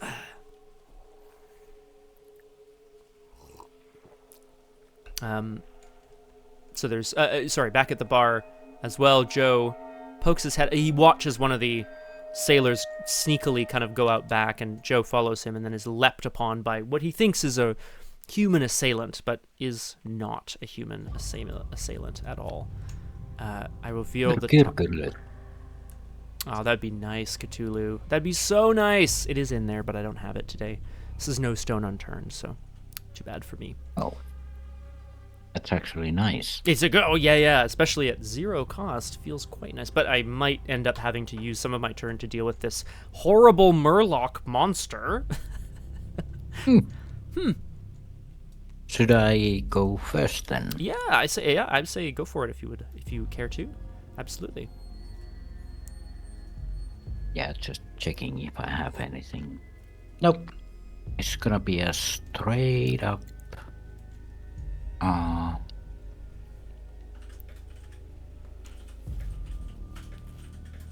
You may play that card as if it were in your hand, Flower, is the wording. So no, unfortunately. Too bad, though. Sorry to interrupt, Crosshair. Oh, something happening. Oh, hello. Yeah, well, Daisy's just gonna try to stay away from this fish person. I'm not much into fish food, thank you. Thank you. Very good. So just 2-1 evasion. Alright. That's it. Second time. Yeah, it's Ah, not. my. Yeah, it's not so nice, is it? Daisy. I'm gonna try again. Well, it's better than trying to fight it. Oh, with yeah, 4 against of 2. course. Oh, Daisy doesn't have just like a massive lightning gun or something? I don't know. No. Get away from me, you ugly, stinky little fish person. Get the hell out. Ooh. Well, it's a success because it only has 1. That's true. And, well, as you saw, something else happens here. It gets evaded and moved. Oh, yes, thank you. Yes, good idea. Absolutely. Yeah. And if you succeed, draw 1 card for each stone you control, which would be 2. Who are you calling a fish stick? Hi, Weirdness. Welcome to Doomed. I don't know if I saw you come in earlier. I am joined today on the scenario 1 of our new campaign by the Crosshair. Hello. Woo! Things are starting to turn. Oh, my bad, Flower. My bad, Weirdness. Sorry.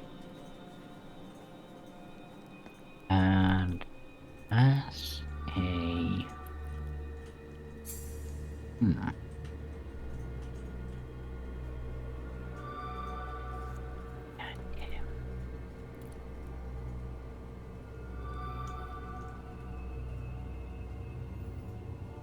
last action.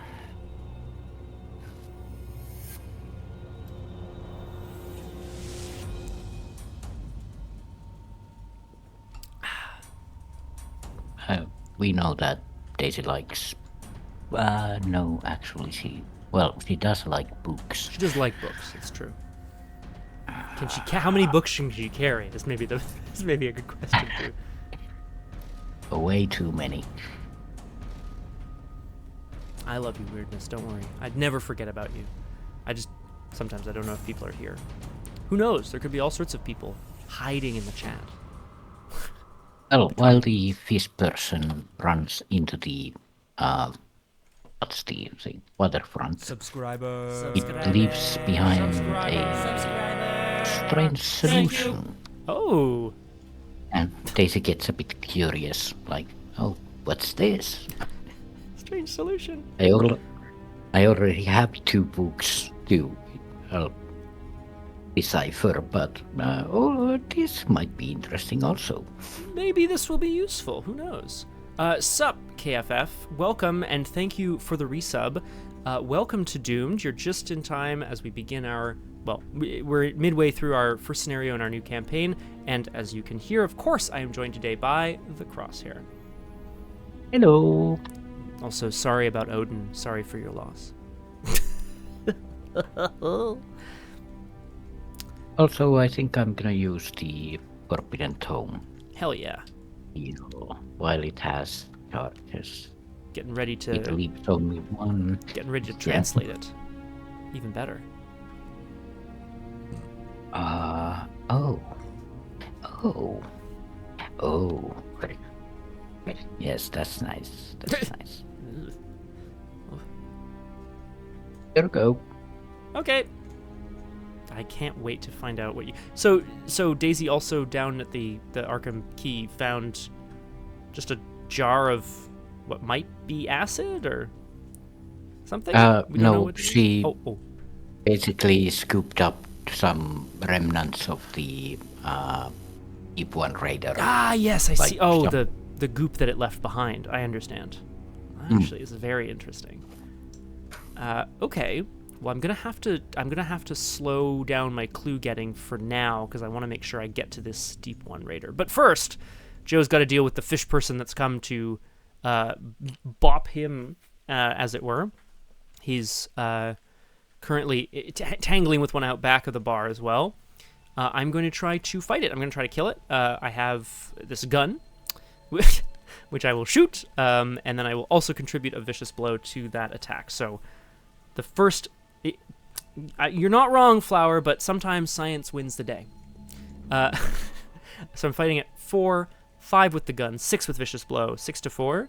The hope is that we can basically blast the creature so hard that it falls back into the ocean from whence it came. So I will try to fight it at 6 to 4. Okay, phew, that was... It's a little too close to comfort, but I'll take it. I can put an insight event onto the bottom of my hunch deck. I think I will, just to reduce the density of my regular deck. I don't know.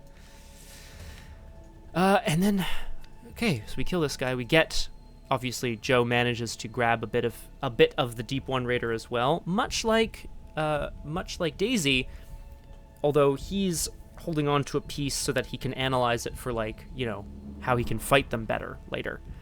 But this gives me +1 combat, which I will definitely take. Now the question is, do I want to get 2 clues, or do I want to move in? Crosshair, if I promise to move into the Deep One Raider's location next turn, can I stick it out here and get these clues first? I would go for it. I'm not too worried about it, but Thanks, Flower. Look at Flower doing all these things for me. Thanks, Flower. I appreciate the rules update. Let's investigate again. We'll burn the midnight oil once more as Joe tries to, again, find out everything he can from the patrons of the gutted trout. This brings me to 5 to 2. A clue, and one more. I'll go... Do I want a no stone unturned instead? It's so good. But no, I just want to clear these clues because I want to get our clues. 5 to 2. A skull, -1, is also the last clue off this location. they're up to 6. We're up to it's 6. Up to me. We're getting there. And then I will shuffle this back in. Yeah, the quay is a pain to investigate. Thank But you. Yeah, man, it is a pain. Joe will go and deal with this raider next turn, though. Okay, so things are coming along. We're starting to get a picture about where the Myra Louise might be. In the enemy phase, no enemies currently do anything. There is an enemy here, but it's been evaded by Daisy. So in the upkeep phase, it will ready, along with our cards, as we draw a card and gain a resource. Nice. #nice. Oh. I always play this solo, and I have to remember how it works multiplayer.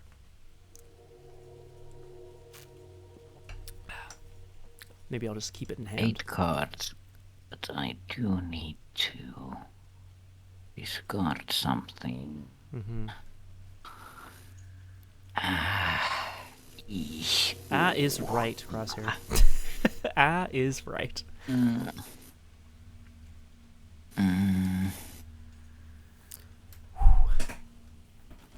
Yeah. Get ready for some bad stuff. Surprisingly, I'm gonna discard preposterous sketches. No time to sketch. It's raining out. It would just ruin the charcoal, you know? Yeah. I only have 7 cards now, so that's good. Well, I mean, as you have seen, as you've done before, there's a way to, you know, Daisy loves to trick into more cards. She loves to draw cards. Maybe she'll find another way to do that. And hopefully won't lose anything as we move to 4 out of 4 Doom, which advances our first agenda. Agenda 1B, Streets of Rain. Streets of Rage. Sheets of Rain, it says. A sudden surge in wind brings the approaching storm in force. Rain plasters you all at once, and the gale nearly pushes you off balance. You brace yourself against the storm and push on, determined not to let the weather end your investigation early. Search the encounter deck and discard pile for a copy of Driving Rain and put it into play. Shuffle the encounter deck if it was searched. I will read this because it might do something. Yeah, Revelation, put it into play next to the agenda deck. Yuck. When an investigator would take a move or investigate action during their turn, that investigator loses a resource. At the end of the round... If they can, correct. At the end of the round, discard a copy of it. So it takes effort to move or investigate, which I suppose makes some degree of sense. Yeah. And then we move towards Agenda 2A, Churning Waters. Amid the downpour sweeping through Arkham, the Miskatonic River grows steadily wilder. A faint saltwater smell lingers on the air as you soldier on, but what could bring such a smell to an inland town on a freshwater river? Question mark, question mark, question mark. That's also a nice lore drop that this is a inland city. It is nice to sort of get get those additional sort of hints and clues as to like, where are we, what's going on, you know? I do like it. So Arkham is basically an inland city, but there's a freshwater river running through it. Okay. There you go. Well, we still have to draw our encounter cards as we move into or out of the mythos phase. We have to see about our bad stuff, and then we get to see our good stuff. Gold Trail. Well, that fits. Aw. It's Brainy Brain 3. If you fail, return one of your clues to your location and take one horror. Blech. Oh, that's a 3-on-3. That's not great. At least the clues are on it. Oh, no, it's not easier to get, I guess. That's annoying. Well, you do have some warm soup. Flour's not wrong. We love the soup around this part. I probably am gonna play this anyway, but this is interesting because while you have 7 or more cards in hand, curiosity gains brain, book. And it has that when I have it in my hand because I have 7 cards. But when I put it into this test, I only have 6 now. Correct, yeah. If there was some card that like checked for it while it was in your hand, then it would still have those extra icons, but it doesn't at the time. You are right. It still has 2 brains and 2 books. But not 3. Yeah. Oh well, that's enough. You're curious. I don't know who this Maori dude is, but like this is awesome. Look at this art. So cool. Is this another dead end? She's been through the dry docks and into the Arkham Quay, and nothing has turned up except for one fishy fella, but... well... One vial of fish person blood. So yeah, 3 against 5. Let's go. Hey! There we go. Good. Lovely. Nah, it must be just bad luck currently. Delusional Dreamer. The dreams of sensitive men assumed a heightened vividness and darkened with dread of a giant monster's malign pursuit. This is as Joe is coming back in from the storm, sensing that he has to get back to Daisy. A man grabs him and starts raving. Hunter, spawns engaged with your prey. Prey, investigator... Oh, okay. Investigator with the most encounter cards in their hand. Neither of us have any encounter cards, which would be... Nope. Yeah, hidden cards or whatever. So I will spawn it engaged with me. After Delusional Dreamer engages you, take a damage or a horror for each encounter card in your hand. I have none, so that's okay. It doesn't bode well, though. Just the 2 health. Just the 2 eggs. Yeah, you're right. Not that I'm gonna kill the guy or anything. I mean, okay. The investigation phase begins, and I'm gonna reveal the top card of my hunch deck. Excellent. Oh, I'm out of clues. Balls. Oh, balls. Oh man. I know we need those 2 clues, but I have a plan. There may be more clues to get to. Who knows? Yeah, I'm gonna... Yeah.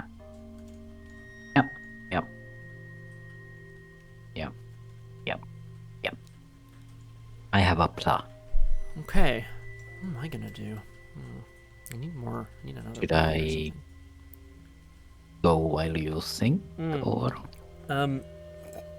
Actually, if you don't mind the crosshair, I wouldn't mind going first so that I can, excuse me, try to just deal with this deep one raider, unless you were planning on it, because I can. No, I wasn't. I'll be able to fight more people at some point, but I have a card that would be nice for me to. No, it's not that useful actually. No, so go ahead. Came all the way around to go ahead. Okay, well, Daisy thought that the trail was cold. She's just checking her occult lexicon. It's not a book about blood magic, but... What the heck? I'll just do this little thing that might help me find the boat. I see what you're doing. Okay. She does a little signage thing, drawing blood from the ground, possibly left by this thingy. And I'll draw 2 cards and discard 2 cards. Most likely. Interesting. So I draw 2 discard cards. up to 2 cards from your hand. Yeah. Oh, that changes things. I suppose you could also, in theory, keep them, but I suppose then, yeah, depends on what you want to do, of course.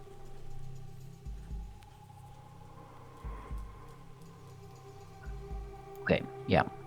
I'm going to discard a strange solution and Seleno fragments to gain 2 resources. Gives you some money. Oh, yeah, that was my first action. Second action. This is not a book. Shut up. It's not a book. She's It's a just... spell that comes out of a book, guys. It's very different. Yeah, it's has nothing to do with the blood magic or anything no. like that. We're not feeding the mind with blood. That's ludicrous. No. But she's going to feed her mind to find possibly secrets on where the boat is. Unbelievable. So I'm going to exhaust, feed the mind, test 1 against 5. Currently. So it's maximum of 3. Yeah, 1 against 5. Yeah. So I'm gonna draw 3 cards. 3 cards. Pretty strong. That's a couple actions for 3 cards. It's pretty good. Oh, I draw cryptic Hey. writing, so gain 2 of those.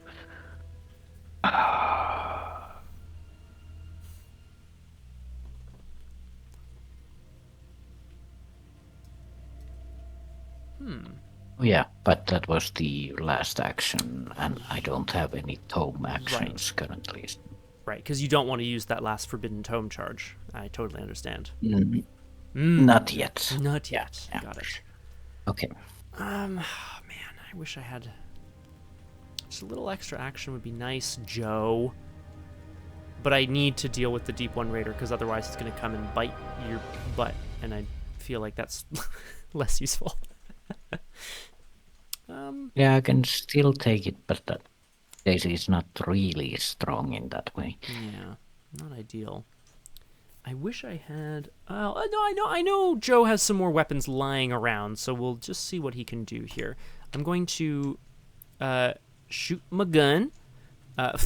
Joe is the man who is staring him down in the face. This is not a sort of... This is not a usual kind of bar patron who's drunk himself to death. This man is raving with the madness that rages outside. So I have 5 combat, 6 with the gun, so 6 to 3. Oh, that is disastrous. Okay. That actually really sucks. Okay. Damn. Yeah, that's going to be really bad. Ruh-roh.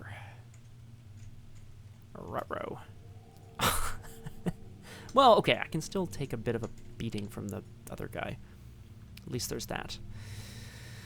The gun goes off, but somehow, even at this range, the man manages to dodge him with this strange, blurred motion. Joe shakes his head and re-aims his Colt and tries to drive the man off. I'm going to fire again, and I'm going to hope that I have a better weapon later, I guess. That's gonna be really heavy, actually. Yeah, no, but we have to do it. We have to save our action. So 6 to 3 once more. Great. Okay, that worked. Gain a last evidence as the strange dreamer kind of slumps back into a chair. Oh, thank you, Flower. You're absolutely correct. It was for moving or investigating, which I believe neither of us have done. But I'm about to move, which I will in fact do as my last action. So I lose a resource because of the driving rain as he runs out into it. Joe is running down south towards the rest of the docks and so on, trying to, see if he has any information that he can actually, give to Daisy. But is confronted by another one of these strange fish creature things. He shouts in fright as he reaches for his Colt and then realizes that he's empty. Click, click. Click, click. And he goes, shit. And he gets ready for the fight of his life. We go to the enemy phase, during which I shuffle working a hunchback in. Now I take a damage and a horror as the monster comes and slaps me around a little bit, but Joe's, I think, basically going to start... he's probably going to evade it and then maybe get ready to punch it later. Yep, and I have some soup if you need it, but so sadly you don't have 2 trauma and stuff, so... No. That's, you know what, I had forgotten, but that's a good thing. Maybe I'll take more trauma, who knows, as we go to upkeep and draw a card. Okay, that's kind of what I wanted. Actually. That's good. That is actually super what I wanted.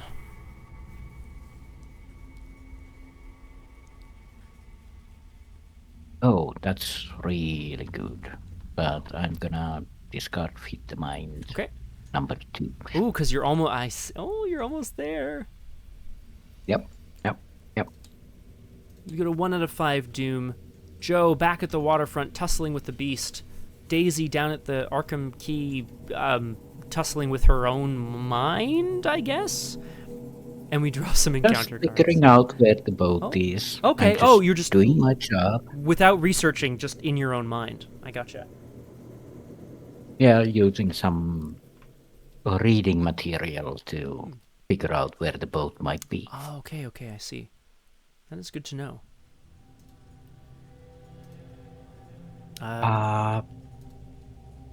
It 2 is... out of... Yeah, oh, sorry, 1. I just put a Doom on, my apologies. 1 out of 5. Right. Okay, well, here we go. It's going out... Oh. Ruh-roh. Okay. Oh, okay. Well, I guess that's something that's going to be happening now. to Daisy. Yeah. Ugh. Yeah, if there's enemies, they're gonna attack me twice. After you enter a location, deep one or hybrids at that location make an immediate attack against you. Well, but it says limit once per phase. Ah, true. So So, fine. Okay, I think so. Is the Forbidden Tome an iPad with the parental lock on? Oh God, Flower. Basically. Yeah, I think so. Meanwhile, Joe, Cold Trail, this creature is tussling with him, and he realizes perhaps this is not even something that's going to be of any value to him. However, I would rather Joe not have to return a clue, because we're going to need the clues like ASAP. So I will take the initiative and try to remember that, in fact, this is not a trail gone cold. It's all part of a greater whole. It's all part of a greater mission that he has. This takes me up to 5 to 3. Scott, could you please learn how to draw tokens? If you fail, return one of your clues to your location and take a horror, which I will do. Gladly. God, the trail's gone cold. I can't deal with it. That's our Joe. All right. Hey, Ooh, we are nice. still good for time, I believe. Yes, yeah, I would say probably between 15 minutes to half an hour, somewhere in there, Crosshair. So I think we'll find like a moment where it's like, oh yeah, that's a good spot. But we'll go for now. This deck is hurting my brain at 2 a.m. Retro. So Daisy's got a lot going on, that's for sure. Yeah. I'm very happy to go first if you would like some time to consider what you'd like to do. Yeah. I'd like to think a moment. Of course. Joe is, again, this creature is sort of, they're basically just in a standoff. Joe realizes no bullets, no way he's going to be able to fight this creature off without taking some serious damage himself. So he examines the scene of the crime, which gets me a clue. Fine. And then I'm going to try evading the Deep One Raider. This creature that's here is not too...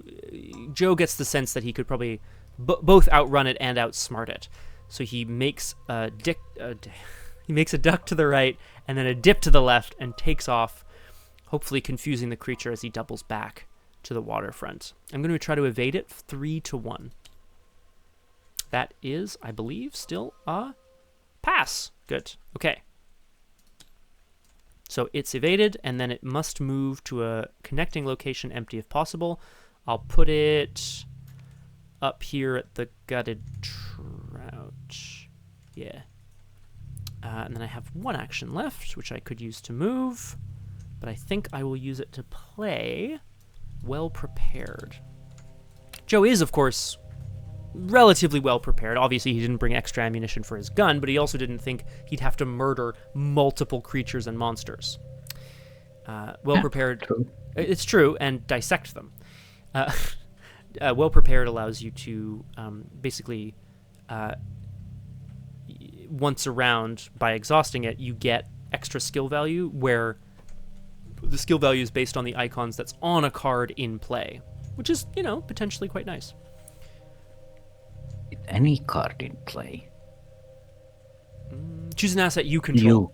You okay, yeah. That would be huge. But yeah, dissection tools is already at 3, so. Truth. But yeah, Flower is right. Daisy is a bit of a slow starter, but I think you'll see where this is going soon. We've already found out the secrets of the stone, and maybe we'll see what it means, and maybe Daisy's about to figure out something else as well. Yeah, a lot more. I'll pass the turn to you, Crosshair, as Joe Diamond has finished evading the Deep One Raider. Yep. So Daisy is gonna take a moment to figure out this strange solution. So Okay. it's a 4 against 5 test.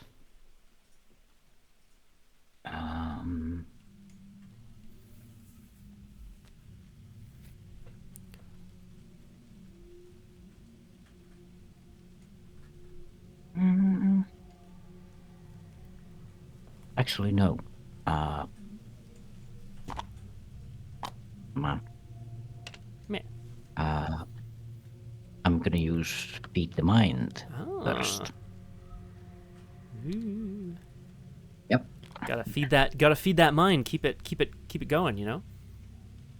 So while she's trying to figure out the strange solution, she's gonna feed the mind. So that's a 1-on-5 test. That's 1. Yes. Oh, yeah. I think. mean, yeah. It's still 1. Yeah, no, it's true. Yeah. 1, 2, 3, 4, 5, 6, 7, 8. Okay. So then Daisy's gonna try to figure out this strange solution, which is now a 5-on-4, and see where do we have all the book.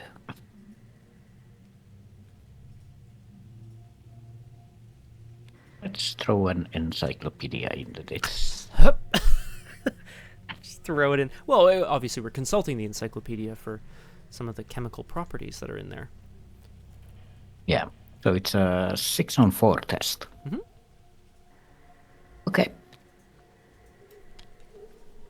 -2? Yeah, I believe so. Yep. Yeah. Perfect. That is perfection. Draw 2 cards. Next time, Flower. You'll get us next time. Discard strange solution. And you have identified this solution. Hooray!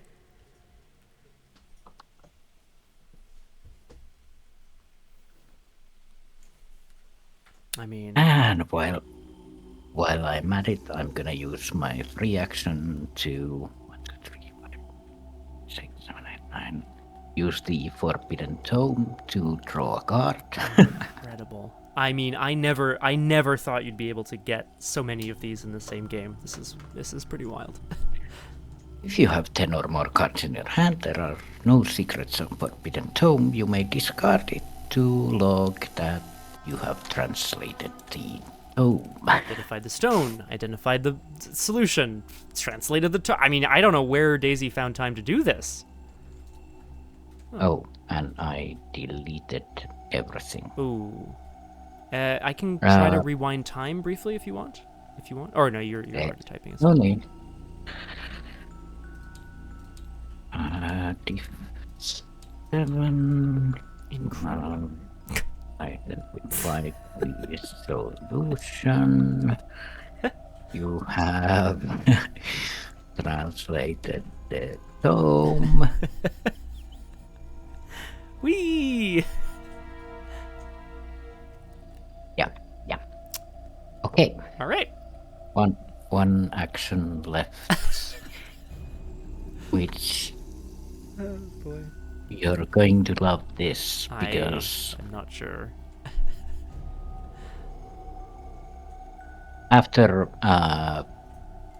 identifying the solution, this makes much more sense, and then learning some special stuff from the Forbidden Tome, Daisy gets a bit of an arcane enlightenment, Oh. which an augmented mind can memorize entire volumes of books. Augmented mind. She is a complete... Yeah, she's just becoming part magic, part cyborg here. Yeah, which increases my hand size to 9. which happens to be the number of cards that I have in my hand. Very nice. Very nice indeed. Oh, very good. Yeah. Arcane Enlightenment. Very nice. Okay. That's me. I think that went pretty well then, all things considered. Yeah. 3 out of the 3 things discovered, so. Hell yeah. I mean, that's, yeah, and so now you have options for, yeah, sorry. That's actually, yep. Good? Good. You're looking at what you have in hand and so on. Yeah. Yeah, it's all good. Okay. I mean, you're not wrong. I think Daisy, I guess the inspiration of this mission that she has, this contract, has really driven her to research her to new heights. The enemy in play is exhausted, so in upkeep it will ready. But then we also upkeep. Well, that's, you know what? That's pretty good at least. 11 cards. How do I hold all these cards? I'm gonna discard the other Forbidden Tome that I drew. Who cares? And one of the Parallel Fates. Okay. Yes, because you're right. You have a max hand size of 9 now. That's true. Actually, I'm gonna discard the other power card. Okay. Perfect. Look at all those cards in hand. Incredible. So this mythos phase brings us to 2 out of 5 doom. Joe back at the waterfront, breathing deeply, trying to figure out how he's going to defeat the creature that's going to come back for him. Daisy down at the docks, having found many things. But will they help in the finding of the Myra Louise? We go to 2 out of 5 doom, and we draw some encounter cards. How about the 3rd out of Murky Darkness? That would be pretty sweet. Aww. It's just a hybrid infiltrator. Oh, it's a hybrid. Cool. Spawn location with the lowest shroud. That would be the waterfront. Hello. Hi. It's aloof. It's a loofah. Alufa. Patrol. So it patrols to the location with the highest shroud. At the end of the mythos phase, if hybrid infiltrator is at a location with 3 or higher shroud value, place 1 doom on hybrid infiltrator. Man, that is so annoying. Well, maybe Joe is just gonna beat the crap out of this guy. Who knows? He's you know, walking around. Patrol, I should mention, is a keyword that's been introduced in some official campaigns. It's like Hunter, but instead of hunting towards investigators, it patrols towards specific investigators. And yeah, it tries to patrol. So if there are multiple locations that qualify, the lead investigator chooses which location it moves towards, but if there aren't multiple locations that qualify, it just goes towards its destination. But I think Joe's gonna have a handle on this. Oh, and I guess I have to draw an encounter card too, don't I? Battering waves again. Ah! The waves leap up. Let's see, Joe. Am I gonna need well prepared this round? I don't think so. Let's take well prepared for a +1 on my agility from dissection tools. Why not? +3. Plus, it's for every matching skill icon. Not the, like... Oh, right. Oh, yeah. Not like, the beeps. God, yeah. Oh my gosh, that would be... Oh, no, that sounds so good. All right, well, I'll take the +1, and hopefully I don't need anything else. So 4 to 3. Great. Okay. Bon. Joe Diamond managed to survive getting battered once more, as it were. I'll reveal the top card of my deck, my hunch deck, which is nice, and which is a hunch. Which is a hunch, specifically. And we move back into the investigation phase. Well, on the good news side, I will be getting the 8 clues we need. Okay, that's great news. Unless knock on wood and all that, but should be able to get them. So the question is, do I do it now before we do our things, or do we do it after we have done our things? Or Ooh, I see what you're saying. Well, we should... No, I think probably earlier is better. Do you think we could take a quick break before we do that, though? Is that possible? I like to take a break every few minutes. Depends, like, are we ending in 5 minutes? I'm good to go for another sort of 20-ish. Is that okay? And it really just need like 2 minutes, if that's all right with you. Yeah, sure.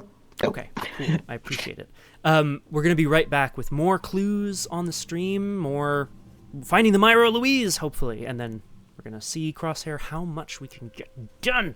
It's gonna be great. I mean, Daisy's already gotten a lot done, but see if we can make any progress into Wycliffe Jean's mystery as well. We'll be right back on Doomed in just a moment. Hello, and welcome back once again to Doomed, not-so-solo playthroughs through Arkham Horror, the card game, with a focus on roleplay and storytelling. Welcome back. Welcome back to me, and welcome back to you, the audience, and welcome back, of course, to our very own Daisy Walker, the Crosshair. Hello. Hello. That was the wrong button. I did not mean to do that. But you're good. Don't worry. Crosshair. We're back. Thank you for your patience. You mentioned... No. Oh, sorry. Say again. Yeah, no. Like, I had nothing to do. I getcha. You mentioned Daisy wanting to clean up some clues. And then you're right that will advance the act, but I think that's probably okay. Like, we have other stuff to handle, but I think probably better to know what we're dealing with rather than what we don't know. I was just thinking, like, maybe do it first and then deal with the issues, because the other thing is prep for something and then I'd rather know what we are getting into. What the thing is that we're getting into. Completely agree. Yeah. So, I could start with, as an additional cost to investigate Arkham Horror, you must either spend one additional action or choose and discard a card from your hand. So, I'm gonna use an action and discard.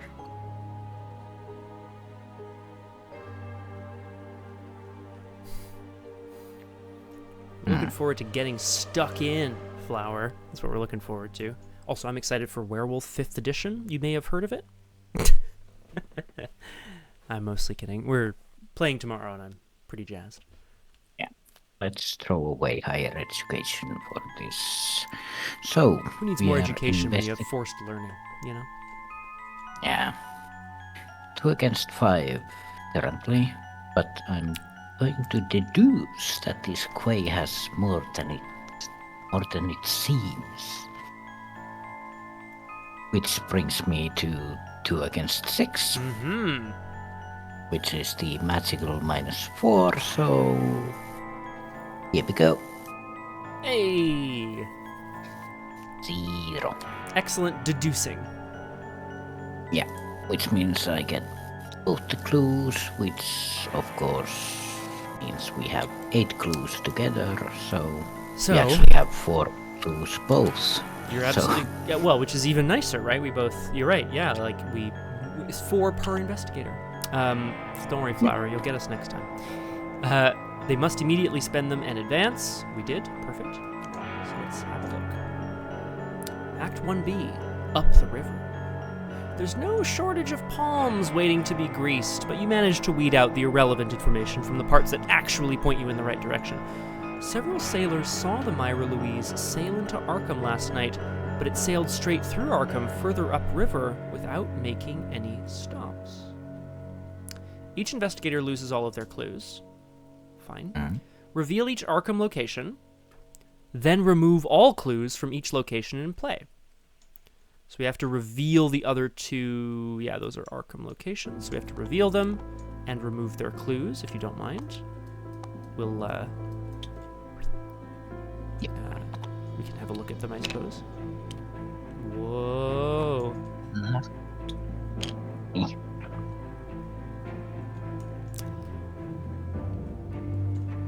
Huh, okay. Fishing piers and shipping warehouses.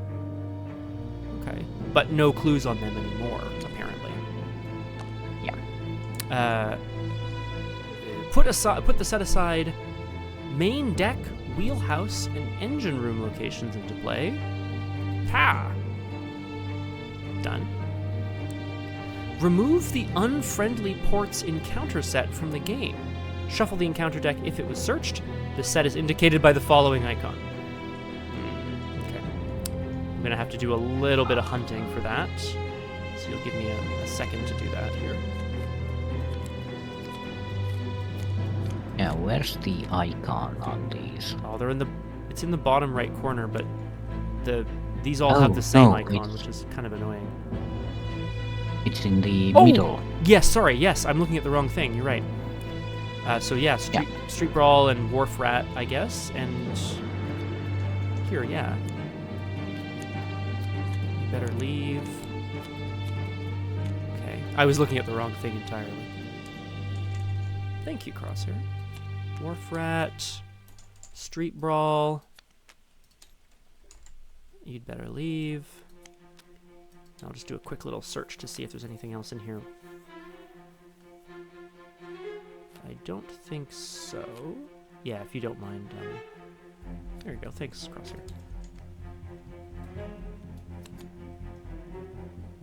Okay, so those are getting removed from the game. Shuffle the encounter deck if it was searched.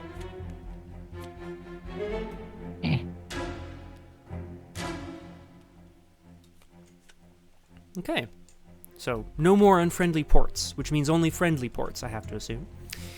Yes, of course. Act 2A, Marine Salvage. You trek up the banks of the river west out of town. It doesn't take long before you spot the ship on a small offshoot of the river, anchored in the darkness of nearby trees. While silent, the ship is not uninhabited, and you can spot a lone figure moving slowly and deliberately about the main deck. Objective: if an investigator enters the main deck, advance. Oh, that's easy. Seems pretty straightforward. I don't disagree. So that's where we found the Myra Louise. It's I should point out the Myra Louise main deck is off the waterfront, and from there it has both a wheelhouse and a engine room. So the thing is, we do have time still. Yep, true. I could use my 2 actions to just move there and advance. But it would mean that I'm blindly running into the ship and I have no idea what will happen. Well, it's true, and we do know that there's a figure on the ship, but we don't know what, like, that could be a good thing or a bad, like, we just don't know what that means, right? It's just that's what they told us. Rather take the 2 actions to prep a bit. I completely agree. Or I agree with that. And I might even try to buy us some more time with these enemies myself. Oh yeah. Well, that wouldn't have helped. It's a good counterpoint. One action.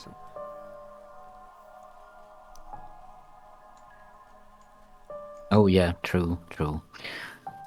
But Daisy's gonna take all the knowledge she has gathered from these Arkham dogs, because she usually doesn't come around these parts with these kind of people. What do you mean, these people? Yeah, no, that's fair.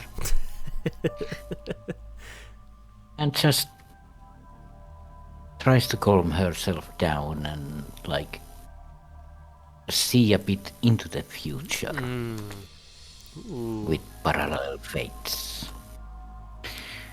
Look at the top 4 cards of the encounter deck, reveal a random token from the chaos bag if it has a blah blah blah symbol.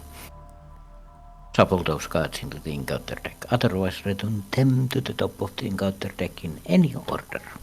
Okay, So 4 cards is pretty nice.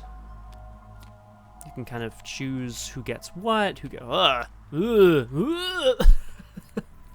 yeah. So Well, I let's suppose I see. shouldn't be looking at them because you're looking. Well, we can both look at them, of course, but they're going back randomly anyway. So Shuffle those cards Then- into the encounter deck. yeah, I'm still curious what. Oh, yeah. It's good to know what we're looking at here, right?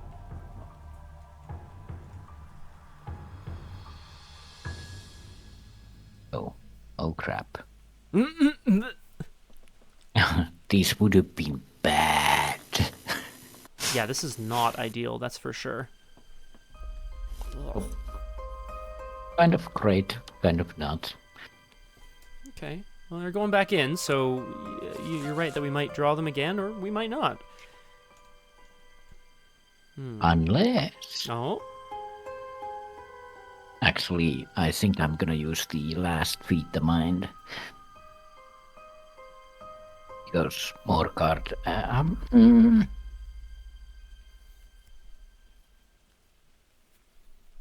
Yeah, while looking at the fates and stuff, now that she has translated the Forbidden Tome, it seems to be an encyclopedia of some sort. Instructions, possibly pertaining to the occult lexicon or the stone.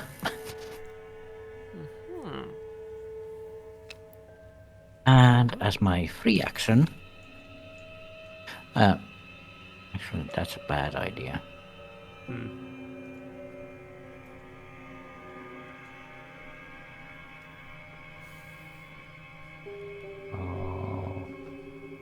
That would be a free action, but I don't need to use it because I don't have. Actually, yeah. Let's do a bit of a rewind. okay. Yeah, no worries. That's totally fine. You still have your I'm last still gonna action. use. Ah! No, Daisy's just stuffing books into her tote bag. Oh, that's nice. Look at all those. Look at all the books I can carry now. Yeah, basically, Daisy can carry 5 tomes at the moment. I mean, yeah, that's not bad either. Oh, putting that back as well. Yeah, let's just do Hey! this instead. There we go. Okay. Cool. Yeah. Ugh, These are actually not bad. they're not as bad. Yeah. Oh, it's a skull again. Oh, come on, guys! Why? Well, I'm just gonna check the hidden peril because Oh, yeah, good idea. Ooh, whispers from the water. I remember whispers from the water. Whispers in the water, I guess is what I called that, but still. Oh, okay. So it's nothing super scary, but okay, fine. That's tragic. kind of I'm a very waste. sorry. Absolutely devastating. But I saved my resources because I need to play something else.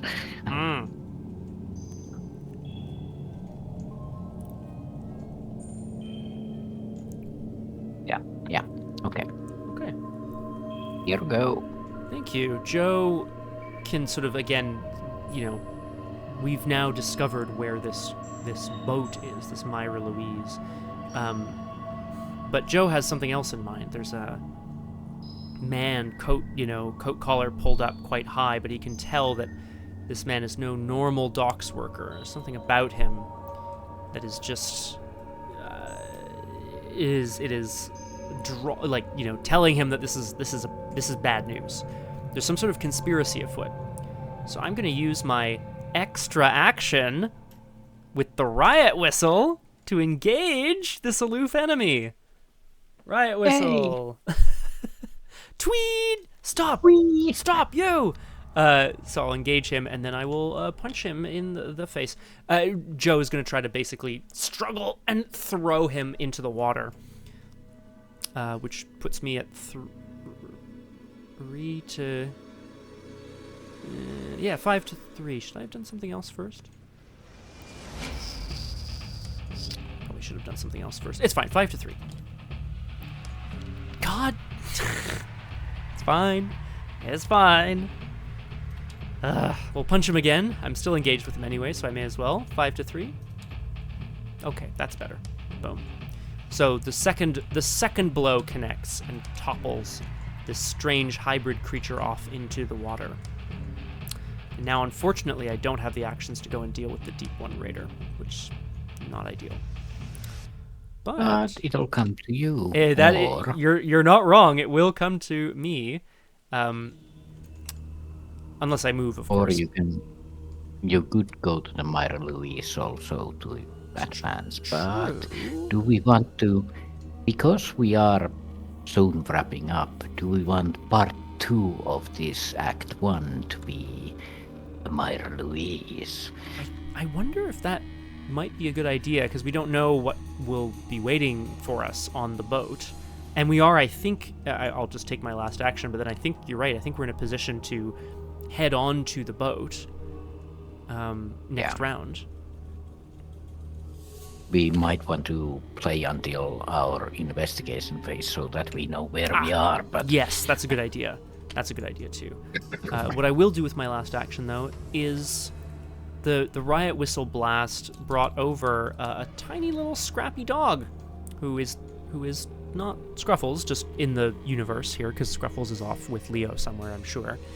But this guy still seems quite nice. He seems helpful and ready to bite, ready to fight, ready to bite.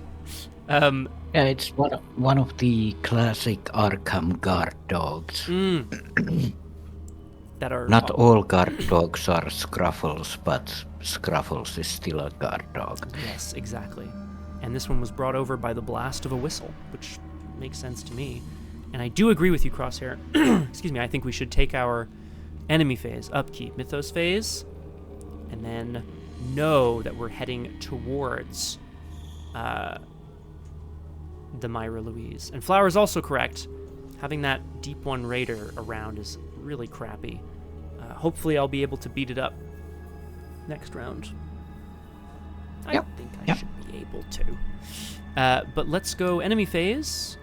So as Joe kind of bends down to sort of see who this dog is and what's going on, there's an explosion of water as this strange fish hybrid leaps out again, and goes to sink its teeth into the dog. Put the horror on me. Ooh.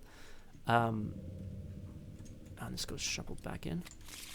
But the dog is immediately guarding Joe. He seems to feel an affinity for it and bites him right back. Which I think is pretty nice. We have our upkeep. And then, exactly, brings us to upkeep. Oh, well, okay. Oh, right, I forgot exciting. I had that. But not yet, unfortunately. That's okay. I thought I had this card.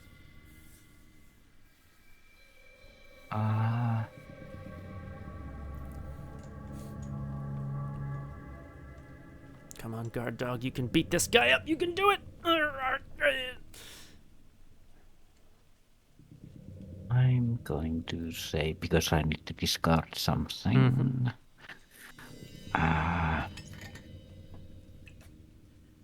That's gonna be needed. Connected dots isn't too needed. That's a good point. There aren't that many clues. Well, there's no clues left right now as we head towards the boat, but... Yeah. If there was a location with 2 clues and then 2 clues, then that's a great card. Mm-hmm. Oh, I think this is a good card to have. Like, you find some 2 clues at a high shroud location, snag another 2. Like, it's pretty strong, I think. Yeah. And it's fast. delicious. 4 resources, but still good. Yeah.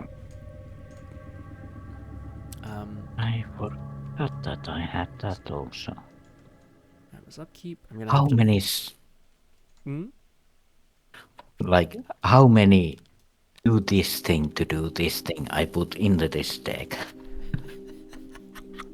All of them? I would assume a lot of them, yeah. That I don't know, I'm not sure, but it feels like that's probably what happened. I'm gonna be beating up this Deep One Raider next round, whenever we get to it again. Oh, baby. How do you feel about a mythos phase, Crosshair? Not great, but I guess we have I wasn't sure if you were still having a look or not, but we go to 3 out of 5 Doom.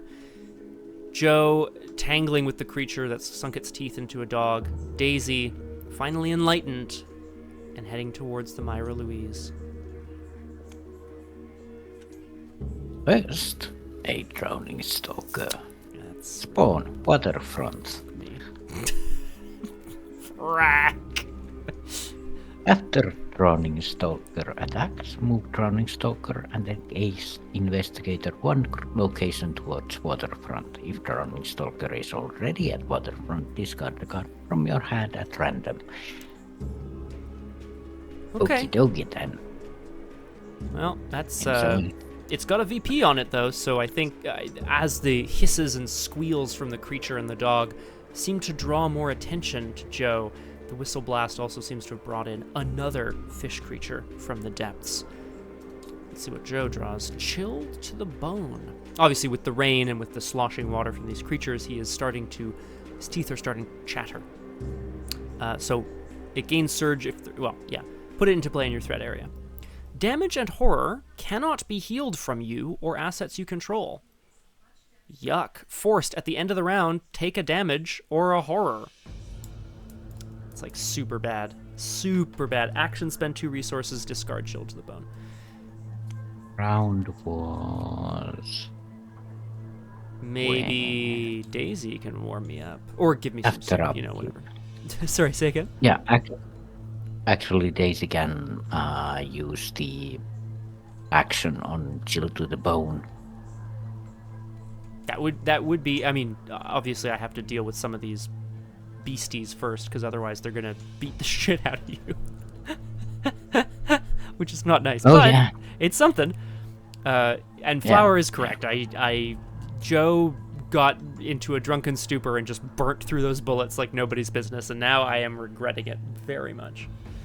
At least I have a dog. Yeah. Right? Well, it's something. That is a true fact. It is something. It's not ideal. And that's usually what we have. We have something. We have something, basically. I've got 4 health left. I've got 3 sanity left because of the dissection tools, which is nice, I guess. I mean left, right? Like, I actually only have 3 and 2 left, because when you take your last damage in horror, you're defeated, which is not ideal. But again, there's a doggo here as well, guys. There's a doggo. Going okay. Yeah, and Daisy has most of her faculties. Yeah, come on, Daisy. Come on, give me a hand here. Yeah, use your blood magic or whatever. I don't know. Yeah, and I think Daisy will have something to help with these enemies when we return to the next scenario, but maybe not this time. Oh, okay. Yeah. Oh, I see what you're saying. Yeah. Okay. Oh well. I mean, I can't blame her for wanting to translate and identify. But I think you're right, Crosshair. I think this is a good place for us to wrap up this first part of this first scenario. We'll be heading on to the Myra Louise. I mean, unless Joe and Daisy are overwhelmed by Deep One hybrid creatures. We made a decision a while ago, I think, like a general decision to not have these streams run sort of 4 hours, if we can help it, which does mean generally breaking up scenarios a little bit. But we might do a stream during the week. I think. I'm hoping as the investigation phase starts, I will reveal the top card of my... Oh, okay. Still a good card, not maybe what I'm going to be able to play this round. Maybe not. Maybe. Yeah, the hope is that we can finish this scenario up in the coming week or so, because my regularly scheduled streams are impacted for the next couple of weeks. Next weekend specifically, there will be no streams other than RPG Clinic's Montreal by Moonlight Werewolf campaign, which is also on tomorrow at 2 p.m. Eastern. Actually, let me just sneak out of that screen there. But then next weekend, no streams except Montreal by Moonlight, and then the following weekend, unfortunately, only I am impacted, so no Doomed at the usual time either, tragically. But Crosshair and I are going to try to find a time to finish up this scenario, because I don't know about you, Crosshair, we're only partway into the first scenario, but already I feel like it's really thematic. I feel like Daisy and Joe have a really cool dynamic. Things are going well. Kind of. We're about to figure out what's going on the boat. It all seems pretty good. And yeah, this is the first half of the first of 8 scenarios. So it's gonna get insane. So it's gonna take us through to at least the beginning of 2024, right? Yeah, I think so. But depending, if schedules align, I'm pretty free. But if things align, we might be doing this many times a week. But yeah, I have no issue doing streams throughout the week when things can line up. I just also often have work and so on and so forth. But Flower has to take them down from an A to a B because of not using the frost tokens. Even they mentioned cold water, but no frost. I mean, come on. Also, we didn't draw any tentacles, so I'm gonna try just for Flower. Oh, okay. If I can draw 1 tentacles for today. Go. No, it's the same old skull again. It's a red card. Kind of token, I mean. It What about me? probably Maybe I would can take. draw one. Aha! Nope. Nope. Should have saved that luck for later. Oh well. What are you gonna do? Oh well. Well, I'd like to thank everybody for joining us on the stream today. The glorious return to Twoomed. I am thrilled. I think Joe and Daisy is going to be a lot of fun. And as Crosshair is mentioning here, indeed, purple butts and be well. Crosshair, I want to thank you because I'm really happy to be back to it, baby. Yeah, it's gonna be something, all right. Look, I was really worried because you had the physical trauma, and then you took a damage, and then you were going to take 2 more damage, and I was like, oh my god, Daisy's already just dead on the street in round 2 or whatever. Yeah. Then you pulled the deny existence, you pulled the thermos, you drank some soup. I was like, oh my god, and then you translate, identify. It's just been wild. Yeah. Basically, I have 3 out of 4 or 3 out of 5 things translated on scenario 1.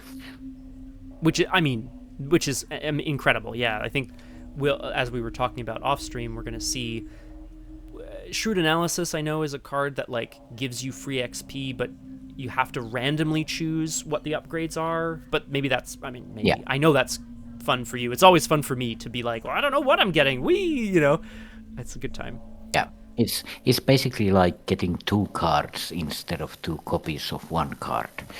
Yes, actually, yeah, it's very true. Which is cool. And they're all good cards, and also Down the Rabbit Hole gives me free XP basically, so it's gonna be interesting. Yeah, totally. At any rate, I'm off to dinner. Crosshair is probably off to rest, and I just want to say thank you all very much again for joining us. Stay tuned to the Discord, because that's where we're going to post about the next time that you can catch us on Doomed. We'll see you next time. Bye-bye. Bye.